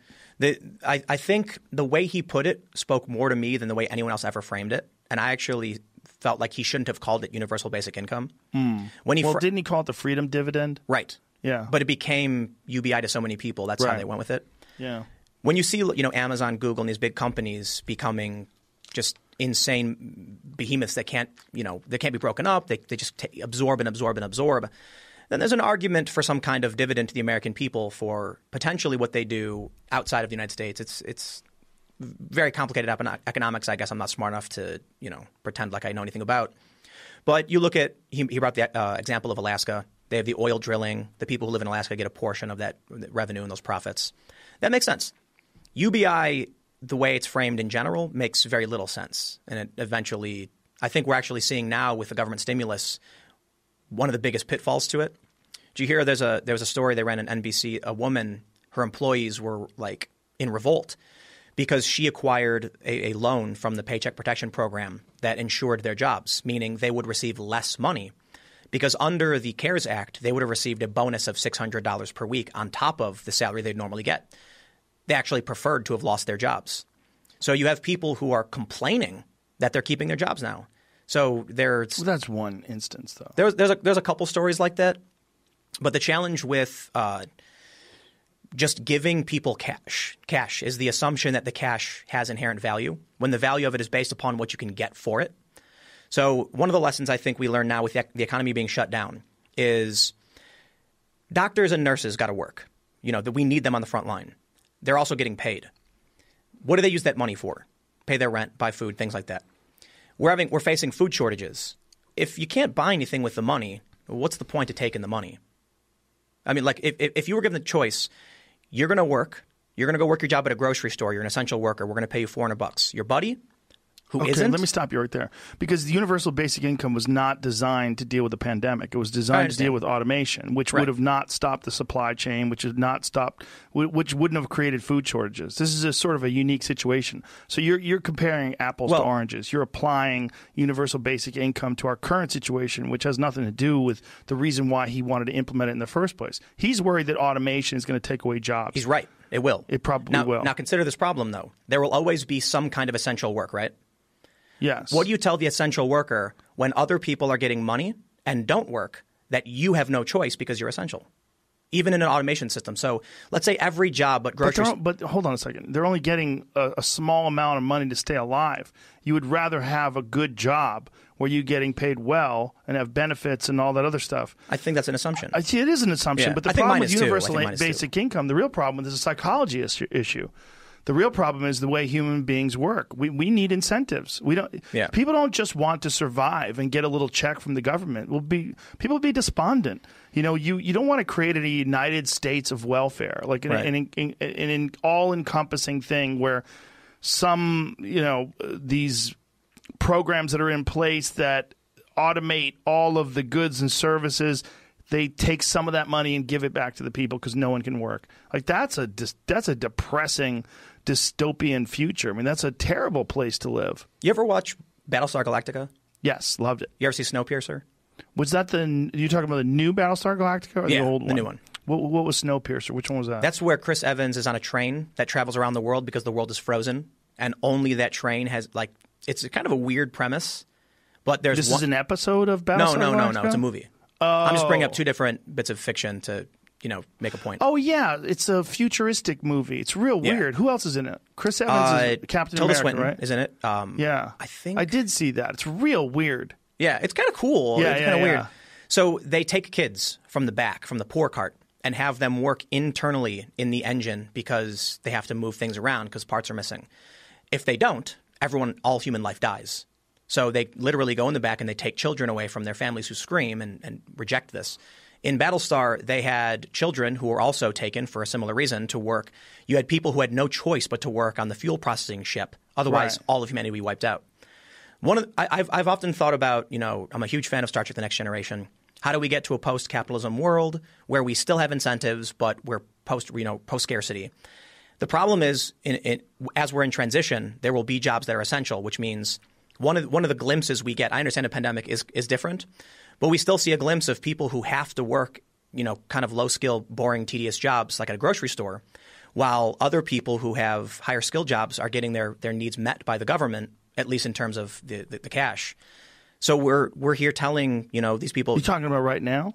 Right. So again, I understand it's a pandemic. It's very specific. But we're getting a glimpse of what happens when some people are told your job is not essential, so we're going to guarantee your food and resources for the time being. They're barely doing that, though. It's not like this is effective. I'm just saying that as we move towards automation, there will still be jobs that are essential. What do we do? How do we, incentivize and compensate, make that worth the people who have no choice but to keep working while the rest of us don't? I don't know if it's a keep working while the rest of us don't issue. I think it's a problem of jobs being phased out. I think the real problem is automation is going to phase out jobs. It's not going to be about what's essential and what's not essential. I think you're sort of applying pandemic vernacular to. Well, let's remove the pandemic from it, and let's say right now one of the things I looked at, and we talked about this a little bit before. I met a homeless guy in Chicago, and he worked at a job that became obsolete. I'll step back a little bit. Yeah. I asked a homeless guy how he became homeless when I was like 19, and he told me that he had a job. He worked there for 20, 30 years.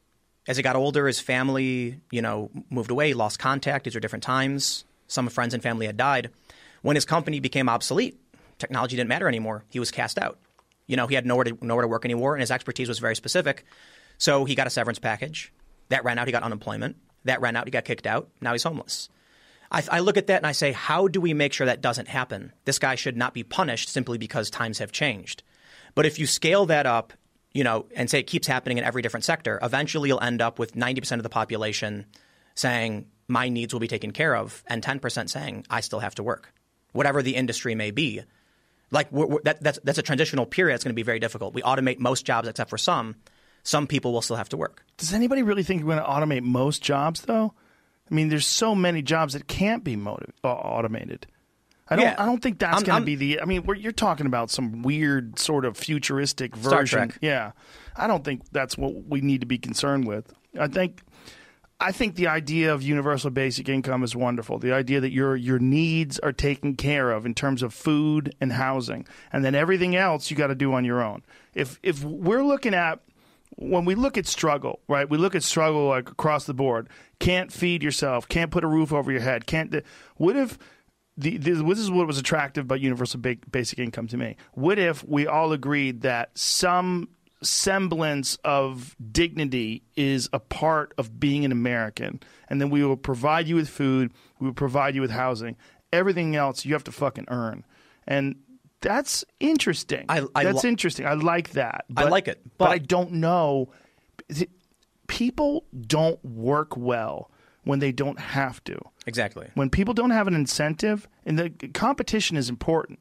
And when you look at people that are anti-capitalist, and they're really into socialism, one of the things you find is a lot of rich kids. It's weird, right? It's fucking real weird. It's because they don't understand real struggle, because they've grown up without it, and they have these ideals. Like, they feel guilty because they've grown up without struggle, and they want to help the world, and they think capitalism is evil, and I never saw my dad. So we need to get all these rich people, and they need to give that money to all these poor people, and we need to balance out income. You know what else they notice? The people around them were all white. People that are into socialism? The people that are into socialism tend to be upper class, upper middle class, obviously white. We're generalizing in a big way here. Right. A lot of them. But there's some studies, Yeah. some research that came out that finds the overwhelming majority of the socialists in the United States. Yeah. They came from upper middle class to upper class families that tended to be white. Yeah, and those are the ones that focus so hard on these social justice warrior issues. You take a person who's been surrounded by rich white people. Yes. It probably got a reason to not like them. But then they assume all white people are the same. And you end up seeing this racialization of politics. Also, they find themselves in a position of affluence that they didn't earn. They want to burn it all to the ground. Yep. It's... And they assume, I think there's some truth in that. that there's people who have money they didn't earn, and they're leeches on the system. They make money from money. They've never done anything in their lives. Sure. They're arrogant. Sure, there's a lot of people like that. Right, but, when you then take that generalization and apply it to anyone who has money or everyone, and you take it to a dark place. Exactly. When I first started, entering the public space in terms of news and politics, I was at Occupy Wall Street. And before I had any notoriety, I was being heralded. They called me a good example of what's wrong with the system. Here's Tim Pool, a high school dropout, mixed race guy, and here he is just sleeping in a dirt park using his phone to tell the real stories of the world. After I got featured in Time magazine, what did they say? Tim Pool is white and he was born with a silver spoon, which is not true. It's absolutely not true. But the socialist types, the activists, couldn't accept that I had jumped the class system, I guess. Their view of the world is rigid, that the rich people keep the poor down. There's no chance for upward mobility, and that's not the case. You absolutely can become successful from, humble means. One of my favorite AOC quotes was her talking about it's literally impossible to pull yourself up by your bootstraps when she used to be a waitress and now she's a congresswoman. Like you can't – it's not impossible, but it's not even. That's what we need to address. It's not even. The reality is some people have a far easier path. Absolutely. And some people have a far more difficult path. It's just but you have to deal with the hand you're given. If life is a game, and I'm not saying it's a game, it is life, but it's similar to a game in that you're dealt a set of cards. You're dealt a set of circumstances. And yes, some people just get 4 aces from birth. Your dad's a multi-billionaire and your whole family's always been rich and you never have to worry about a goddamn thing for the rest of your life. But guess what? Those people turn out to be fucking miserable and crazy. There's some benefit in being born with a shitty hand of cards. Absolutely. Yeah. There really is a motivational benefit for sure. Gumption.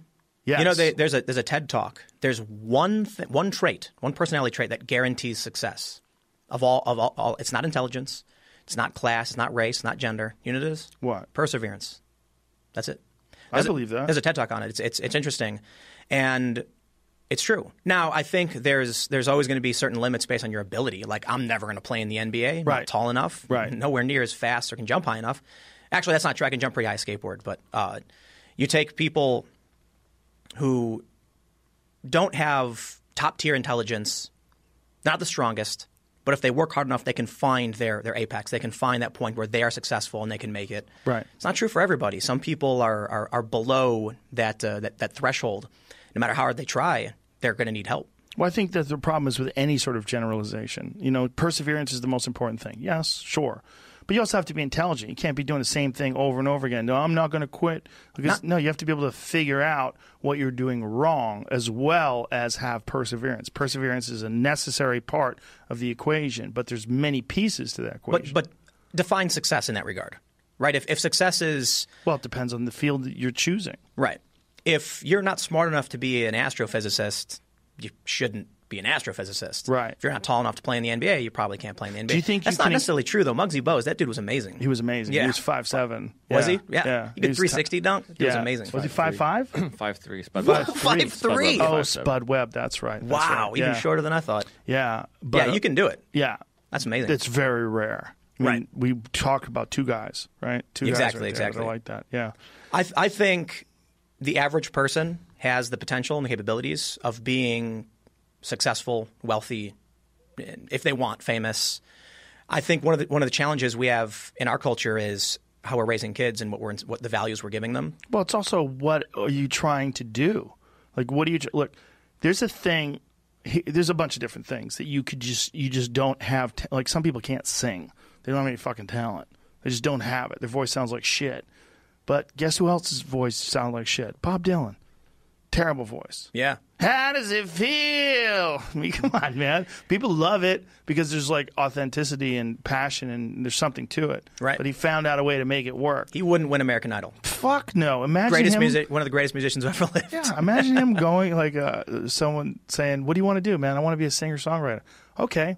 Just without any music, without any instruments. Sing me a song. Probably. Well, there are a lot of people, especially in the internet day and age, that you would not expect to have made it. Who made it? Yes. There's a lot. Yeah. I mean, and then there's rules today that I don't think really hold true.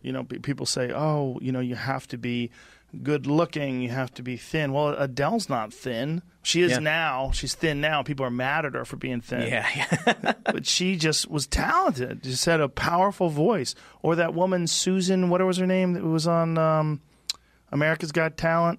I don't know. No, it wasn't America's Got Talent. X Factor. X Factor, right. Susan Boyle. Look, you fucking wizard over here. Susan Boyle. She looked like someone's Grammy, right? But she belted out this song that made Simon Cowell almost cry. Wow. Because she was just fucking talented. Just really good. You can find a thing. But if you're Susan Boyle and you want to be a comedian, maybe her jokes are fucking terrible. Maybe she would show up at open mic night at Sunday night at the Comedy Store over and over again and keep bombing. And then, she never would have made it. Yeah, can't learn. Some people That's just... it. Yeah. I think if you can learn. Right. If you can, one of the problems though is people refuse to accept when they're wrong. They be self-critical. They're not. They don't have an analytical perspective in terms of their own issues. They can't analyze themselves and see the flaws and be objective and introspective. Some people just don't have that because they've been protecting themselves. They have these sort of personality traits that protect themselves from self-deprecation, from understanding where they're flawed. When I was a teenager, I remember reading that Michael Jordan would watch tapes of himself playing to figure out what he did wrong. I don't know if that's true, but to me that was like, if you want to be the best, like him, you need to actively look for what you're screwing up and call out immediately. Well, that's imperative for sparring. Yeah. When you're sparring, like we used to film a lot of, back when I was competing, we would film sparring sessions and fights, particular fights, but sparring sessions, it was critical because you could see how you were telegraphing something and then you got countered. You could see how, and sometimes you don't think you're doing it, but then you realize like, oh my God, I'm dropping my hand every time I do this, and then you get caught. Crazy. Yeah. It's like, that's with everything though. It's like poker. Yeah. Yeah, giving your tells away. Mm-hmm. Man, that's nuts. But I think most things you'd be better off seeing. Like with comedy, it's massive. It's gigantic. Being able to visually see yourself is like primary. That's number one. A little bit less good is listening to yourself. And at a certain point in time in your career, you can get away with just listening in terms of like, but there's a big difference between people who monitor their stuff and go over it and analyze it versus people who don't. And it's just, it's accelerated learning. It's like taking advantage of all the tools that you're given. And you can apply that to anything that you're trying to do good in life if you have the time and the energy. Like if you're doing a job and during this job, you just show up at work and you try to do your best, then you go home and you fuck off and you do your stuff. You'll get better at whatever you do. Exactly. But if you go and do your job and then afterwards analyze what you did, pay attention to it, write things down, make a diary perhaps, or review your work, and really you'll get better faster. It's a matter of how much time, as long as you don't burn out. I don't take days off, ever. Yeah, that's weird. I took a day off yesterday, had some bad sushi. Here's a lesson to everybody. If I don't want to be mean to the sushi people, they were really nice to me, but maybe lay off sushi if they've been closed for a month because of a pandemic. And well, you're driving from the other side of the country. Text me, dude. I'll tell you the places. There's only I go to like 4 places out here for sushi, and everywhere else I'm like, ooh, I don't know. Well, so here's what I wanted to say, right? I don't take a day off, and a lot of people say I'm crazy. And I've actually my Monday through Friday is now double shifts every day. Then Saturday and Sunday are single shifts in terms of production. So I do Monday through Friday 3 hours and 40 minutes. About Saturday and Sunday is about an hour and 40 minutes. And what would I do if I wasn't working? I'd be playing video games. But listen to the numbers you just said. Yeah, 3 hours and 40 Monday through Friday. Yeah, and then an hour and a half per weekend day. Yeah. That's still not a full day's work. It's still not a full week's work to the average person. An hour and a half of recording is like 10 hours of research.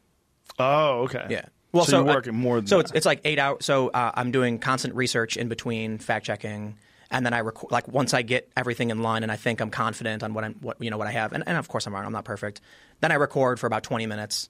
Then I get back to researching, reading, and so it's. Well, here's another benefit though. You work for yourself. Absolutely. You don't have some dickhead over your shoulder telling you what to do. I chose this though, right? So there's a couple things. When you brought up, you get good at whatever whatever it is you do. I tell my friends every second you spend doing something is an investment into being better at that. So if you want to come home from work and play video games all day, you'll be really good at video games, man. Maybe you start a stream, your Twitch channel. Maybe you can make some money being a good personality, but you got to earn it.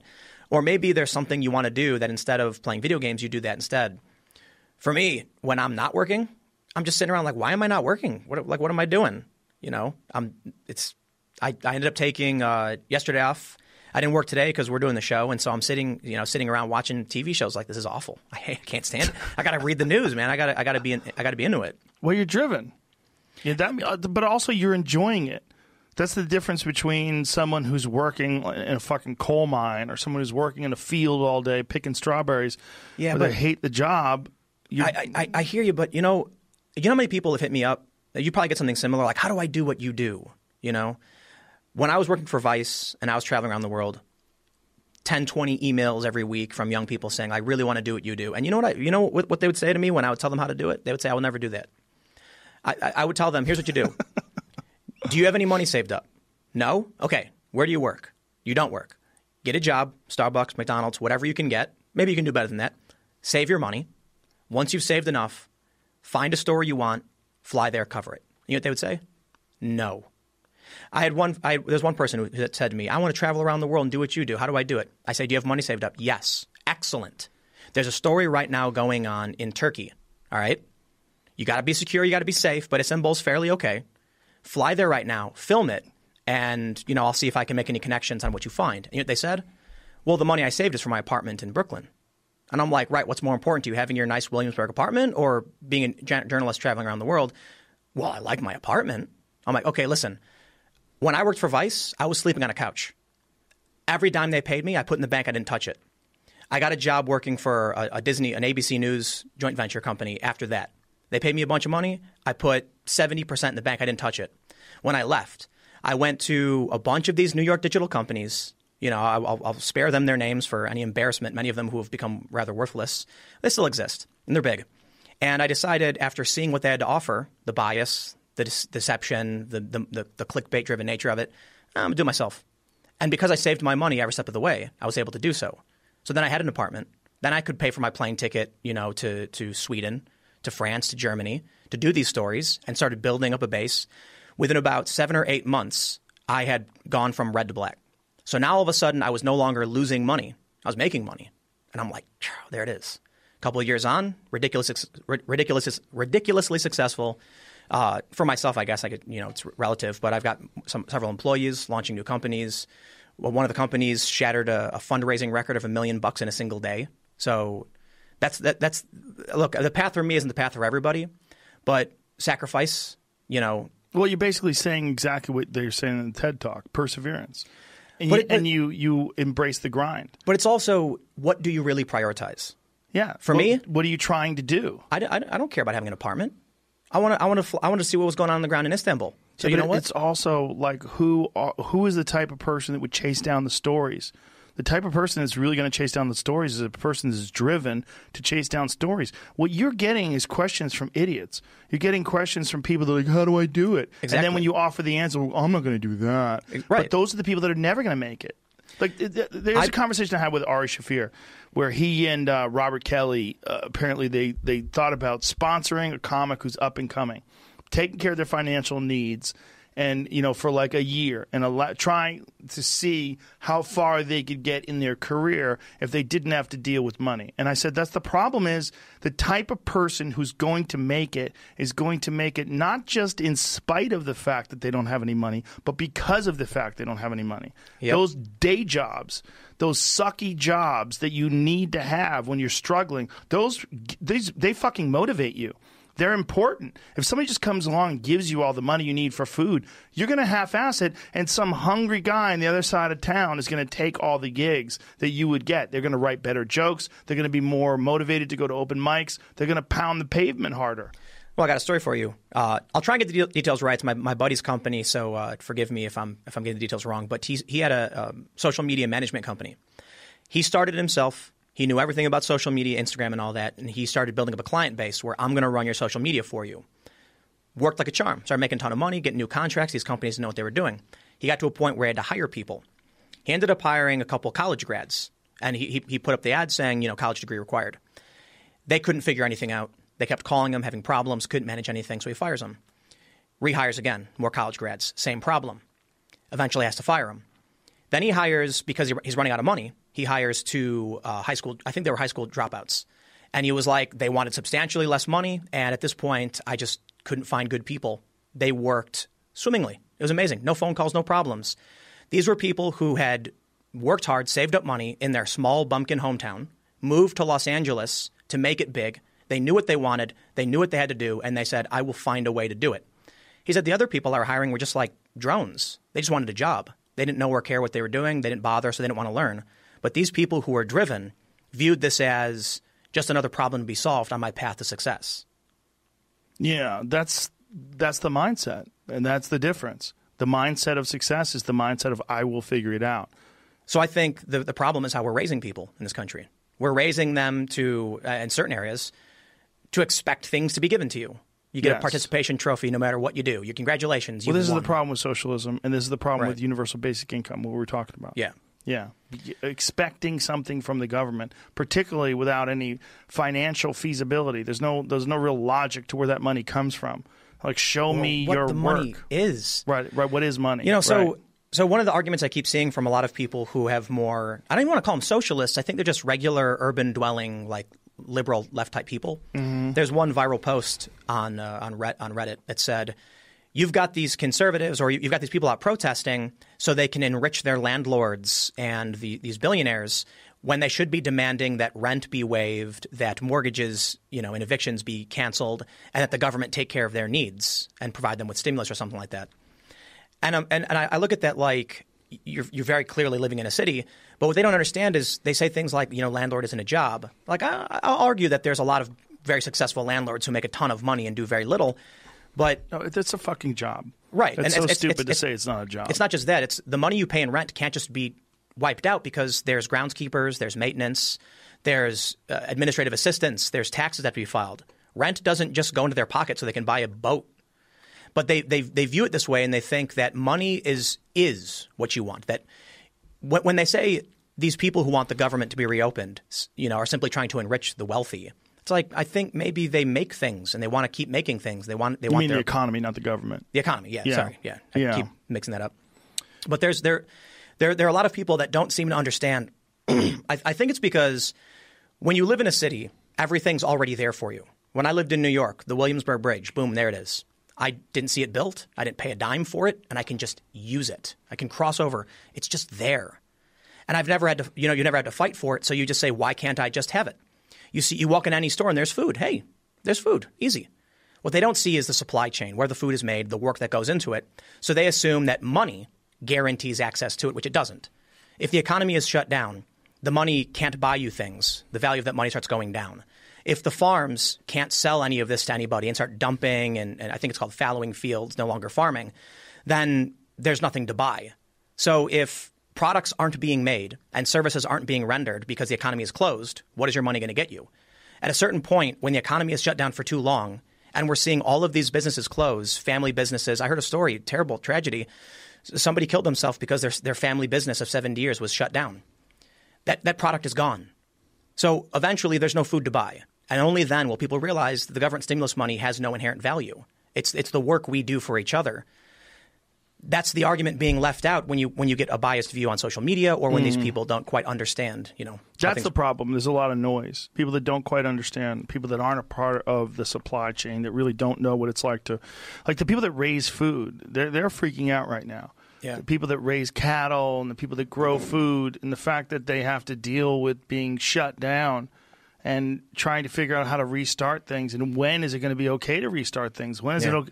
And what if it happens again? What if there's another flare-up 2 months from now? I mean, they're hurting right now, and they might take years to recover from these past couple months. Well, there was, I think, some health official in California saying they might not be able to fully reopen until there's a vaccine, which could take 18 months. Fully reopen what? Like to go back to normal, right? So I think there was an MIT Technology Review article talking about how we may have to do intermittent lockdowns, like 2 months lockdown, 1 month off. Jesus Christ. Until the vaccine is available. Then there was another study came out saying something similar. What about herd immunity? I mean, Sweden, they think they're on target for the end of May to have herd immunity, which is like 60%, I think. Yeah. The information keeps changing. You know, we're learning more, so maybe these statements are, at this point, I don't know, obsolete. Yeah, Sweden's a weird place, too, because it consists mostly of little villages. Like Sweden? Yeah. I mean, they have their big cities. Well, you have Stockholm, but primarily the population is sort of it's separated by these smaller towns. It's not. You're right over there. If you hadn't already been tested for the COVID, I'd be really worried about you right now. People are weird about coughs now. You notice that? Totally. Oh, I inhaled water. Yeah. Coughs are nerve-wracking for folks. Oh, that's brutal. Right? Yeah, you gave me this bottle of water and I inhaled it. All right. I think you just messed me up. Are you okay? Yeah, I think so. Just give me it. Yeah, relax. Calm down. Just breathe. Whisper. Calm down. No, it's okay. I got to... Joe gave me the test. No COVID-19. Yeah, your voice sounds terrible. Right now. I just inhaled water. How did you inhale it? I don't know. I was trying to drink it and I inhaled it. That happens. Now I sound weird, right? Yeah, you sound like a different person. The Illuminati. The secret is Joe just replaced me with somebody else. Yeah, you're too controversial. All that shit you were saying is just too riling people up. All right, I think I'm better. I won't inhale the water. Oh, that still feels weird. Kyle Kalinske sent me something today. I wanted you to see, Jamie. It's there's some shit going down with UFO sightings. Oh yeah. I've been played before. Well, yeah, I don't know that they were new. Here, I'll send it to you. I've been following this stuff. Yeah, it's hold on a second, Jamie. This thing. All right, I just texted it to you. Pentagon officially releases UFO. This is the tweet. It says, new Pentagon formally released 3 mysterious UFO videos captured by Navy pilots. The already leaked videos showed what DoD insists on calling unidentified aerial phenomenon, moving at incredible speeds and performing near impossible maneuvers. This is a weird subject because it's one of those subjects where people automatically dismiss it because it's been so touted by kooks. There's so many wacky fucks that have talked about UFOs that anybody talking about UFOs has to be out of their fucking mind.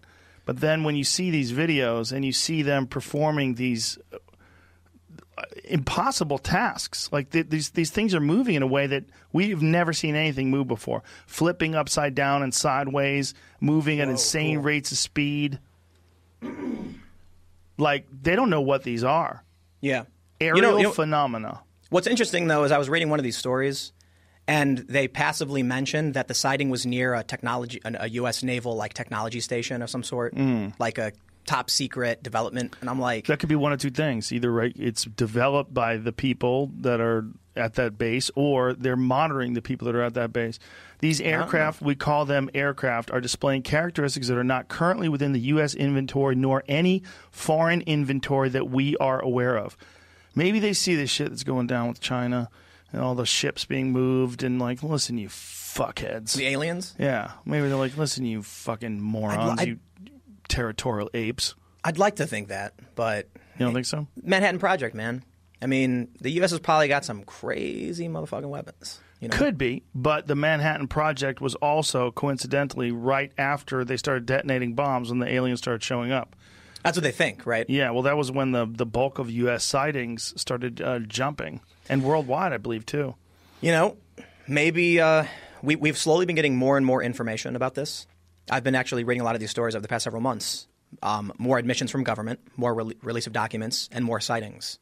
So there's been a big, I don't want to call it, well, a lot of people murmuring that April was going to be the month when we finally learn the truth. April's almost up. It's almost up. It's almost up. We got like a few days. Nah, man. The 27th?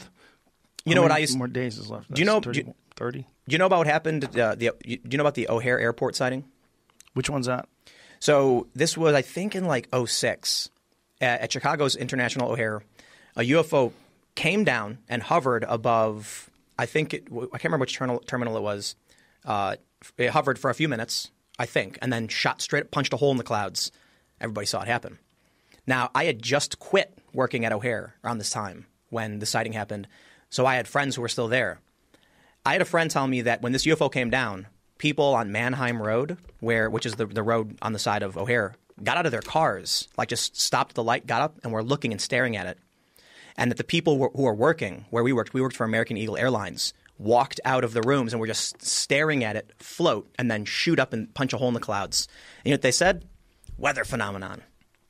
So there's a photo of it. A pilot took a photo of it. This is back when like very early phone cameras, so it's a very grainy, awful picture. There it is right there. That's not it. No, that's super fake. I think no. These are all people trying to fake. It's really hard to find. That one is not. That one might be it, but I don't think so. It barely looks like Chicago anything. O'Hare UFO sighting 2006. Is that it right there? I do not believe those are it. No. So click on that article. See what it says, Jamie. That's just some blog. That one might be on the left, but so many people try exploiting this stuff for clicks and for views, and they make these fake photos. And that link's not working? I've clicked on it a few times. It was a very, very faint photo from the cockpit. It might be that one right there in the middle. On the left side. Far left? It might be that one. No, that's not it. That's not it. Well, there was a really crappy photo of it. And that might be it. That might be. It was out of the cockpit of a window. A pilot took a photo.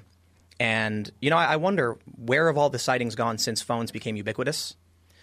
I mean, there's a simple, you know, I guess, excuse. The aliens, they're sentient. They know we have phones. They're like, okay, stop, you know, decloaking or whatever. But I wonder if, you know, why is it there were so many UFOs and then around the time cell phone cameras come out, they're gone? Well, I think most people are full of shit. Yeah. Yeah. I think most people like to pretend they see things that don't really see things. But I don't think that excludes the possibility. It's not like it's not like these things are mutually exclusive. Like people are full of shit, therefore aliens don't exist. I think aliens could be real and people are full of shit. And I think that it's very rare that they visit us. But if they do, well, how often do scientists go to the Congo to study chimps? I mean, how many people do they send to the bottom of the ocean to look for new life forms? How rare is it? Let me trip you out on that idea. We put decoys up for animals. Animals can't tell the difference. What if you've actually met a decoy person and you couldn't tell the difference? Maybe it's you, bro. Maybe it's me. That's right. And that's why you're able to work so much. Oh, yeah, I'm a robot. You don't get tired. No. So you're interested in news and disseminating factual evidence. Because what I'm actually doing is collecting a database for the aliens. No, but I thought about this because I saw a photo on Reddit of a puffin, I think it's called, the bird. Mm-hmm. And they put up a fake puffin. And it's because, I think they're called puffins. It's because the birds don't like, you know, nesting in places where they're alone. Mm-hmm. And so by putting the decoy there, the other birds would start coming. And like one bird showed up and was hanging out with the decoy. And I'm like, could you imagine, like, you see, like, we put duck decoys in the water. We do duck calls. And the duck's like, ooh, hey, fly honey, I'm going to come over and check this out. And it's like a wood block. Could you imagine, like, seeing like a beautiful woman or someone you're attracted to and being like, ooh, look at that. And it's really like an alien decoy just to like probe you and like better understand you or something? Well, the decoy, just the term decoy is weird because decoys are used for hunting. Like turkey, it's turkey season right now. Yeah. And the way most guys hunt for turkeys, they take a rubber turkey. You put that fucker out in the middle of the field, and then you hide behind a bush with a shotgun. You go, bark, bark, bark, bark, bark, bark, bark, bark, bark. And then the turkeys like hear it, and they come over and they try to get some pussy, and then they get shot. So what if, you know, you see some dude and or it's like you see it for you, it'd probably be a, you know, beautiful woman. You want to get that pussy and, you know, and then she's going like, hey, come over here. And you're like, oh, hey, me. And then I get eaten. No, they just, you know, take you up in the ship, probe you, and learn about your butt. This is the thing about putting things up your butt. Most doctors don't even do that. Like, they have MRIs now. Don't aliens need to probe you in your ass? I think it's just what everyone's afraid of. They're afraid of things going in their ass. So that's what they think is going to happen if the aliens get them. They're going to freeze me and touch my ass. Somebody told a dumb story back in the day, and it was the most sensational version. Everybody had to have it. So they were like, that's what they went with. You know, maybe they do that to keep your mouth shut. They fuck you in the ass just so you keep your mouth shut. Or some dude actually got abducted, right? Yeah. And he comes back and he's like, they think they won against me. They think they beat me. They put stuff up my butt. They're weirdos. Do you ever hear the story of Betty and Barney Hill? No. It's the very first UFO abduction story. It's an ancient story. And what's crazy is Angela Hill, who's a UFC fighter, I had her on the podcast, and after the show, she told me her grandpa was Barney Hill. Whoa. And I was like, holy fuck. Like, we didn't talk about it during the show, but she wanted to bring it up because she knows I'm kind of obsessed with UFOs. But the account that they have, like they get hypnotized and he's recalling the abduction, and they have like the same story. It's very terrifying. You hear him crying and screaming, and you know that he was taken aboard this craft and examined and brought back, and they have missing time.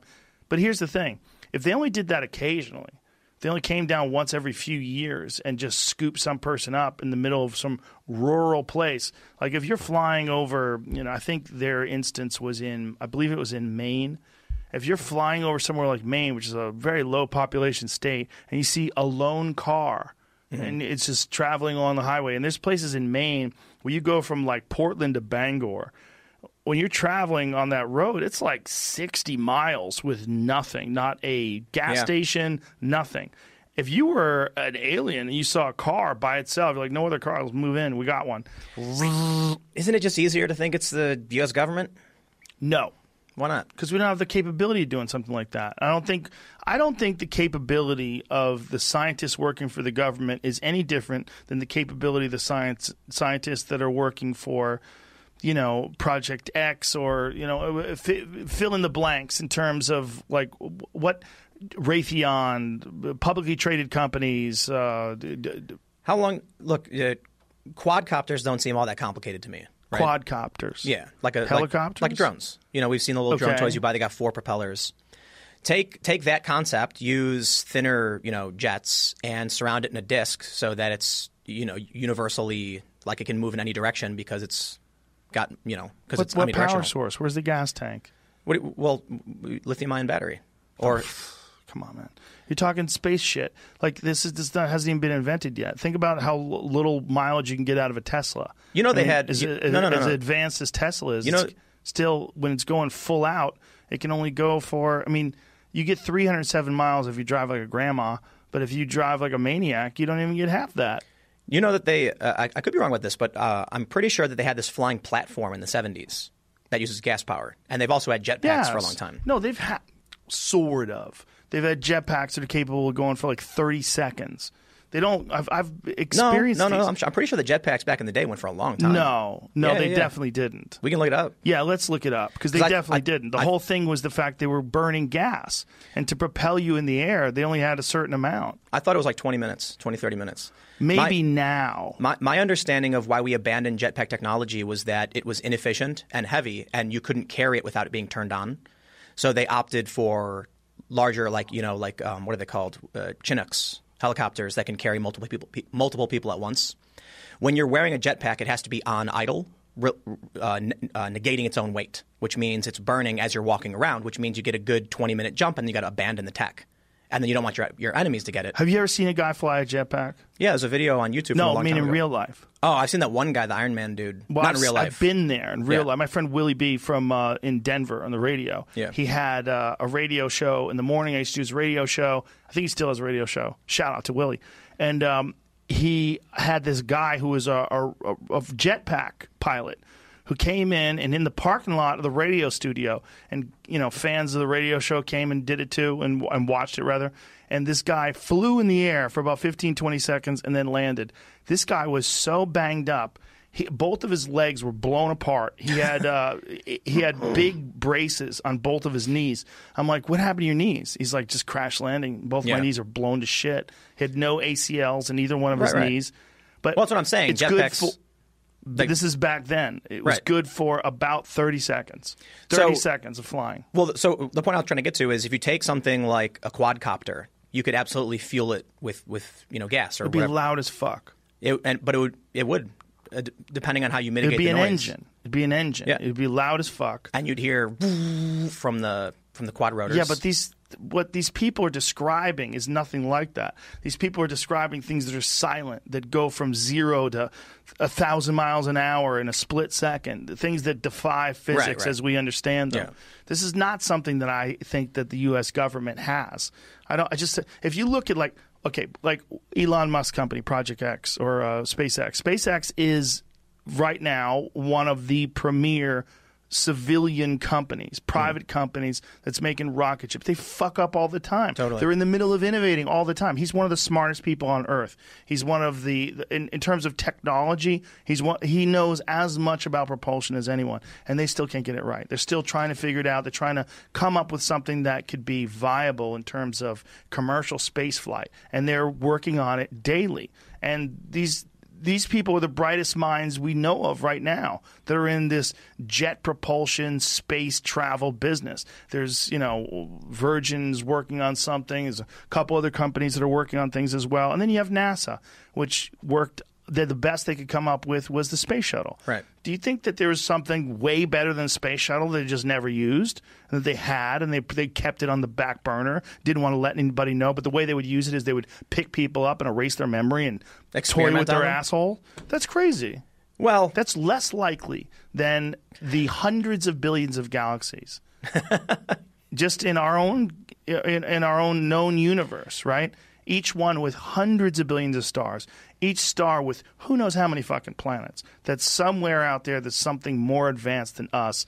Maybe 1,000 years, maybe 1,000,000 years. But that's figured out how to come here. I got the same question then. Why hasn't anyone discovered them? Why has SETI failed? Search for extraterrestrial intelligence. Why haven't the chimps invented guns? They've started using more tools, but right. Why haven't they invented guns though? I don't know. So why hasn't SETI found UFOs? It's the same fucking answer. They're not advanced enough yet. It's a real simple answer. The industrial age is pretty fucking recent. Right. I mean, you think about when people invented cars. You're talking about 1800. That's really recent. And we've plane only used flights, 1800s. High power radio transmission is only in the past 100 years or so. Right. Well, you ever seen the movie Contact? Maybe. That's an old one, right? It's Jodie Foster and Matthew McConaughey. It's based on Carl Sagan's book about contact with space and with aliens and how it's going to go down. I think I did see it recently. I can't remember. Interesting take on it. But the idea is that they've received the signal that we sent out way, way back, in the day, actually when the first broadcast signal was Hitler announcing the Olympic Games, the start of the Berlin Games. And this was the first signal they got. It was a really controversial moment in the movie, or controversy, in the plot, with that once they were trying to decipher the image that was being sent, they realized it was Hitler. Yeah. The first thing they see is a swastika, and they're like, what the fuck is this? They sent it back to us? And then they had to realize, oh, no, this is the first image that we sent out to space. They wouldn't be able to understand the political or historical context of this. And well, so I got a few – there's a few issues I see in terms of aliens and Earth contact, right? We are – substantially more connected, in an evolutionary chain to ants than we are to any alien. So we can't communicate with them for the most part. We kind of can. We understand how they communicate. But when an ant sees a superhighway, this is someone else's quote, they don't think twice. So it's possible there are aliens that have superhighways right above us. We can't tell what it is. Same as a dog doesn't understand other than stay away from it. But one of the issues I think is often neglected in the conversation about aliens is the We assume aliens would be on a very similar planet to us. We assume that they would have some kind of gaseous atmosphere. Perhaps it's a liquid atmosphere. And one of the things that I would ask of a researcher, because I'm not the expert, is the fact that we have the proper balance of oxygen in the atmosphere to manipulate fire, which allows us to separate elements and then create computers and components and fuels, wouldn't exist on a planet without the same atmosphere we existed in. Stop. I can answer that really easily. Yeah. There's no known propulsion system for any of these crafts. These things are not using fire. They don't have a heat signal. They don't know what they are. They don't know how they work. I don't mean propulsion. I mean the separation of elements, the manipulation of elements, right? So we melt things and separate them and break them down. They don't believe that that's how it works. No, but I mean, how do you even start from I'm sure there's an answer. Let's say you have a species that lives on a planet with no oxygen and has no access to fire. What energy, what dense energy source do they have that will allow them to manipulate matter? Do you know the Bob Lazar story? I do. Yeah. Well, one of the things that he talked about when he first stopped working for Area S4 and the government was tapping his phones. And, there's a lot that can be documented about him. There's a lot that can't be. But one of the things that he talked about was a thing called element 115. Right. That element 115, this insanely dense element that they use to bend gravity.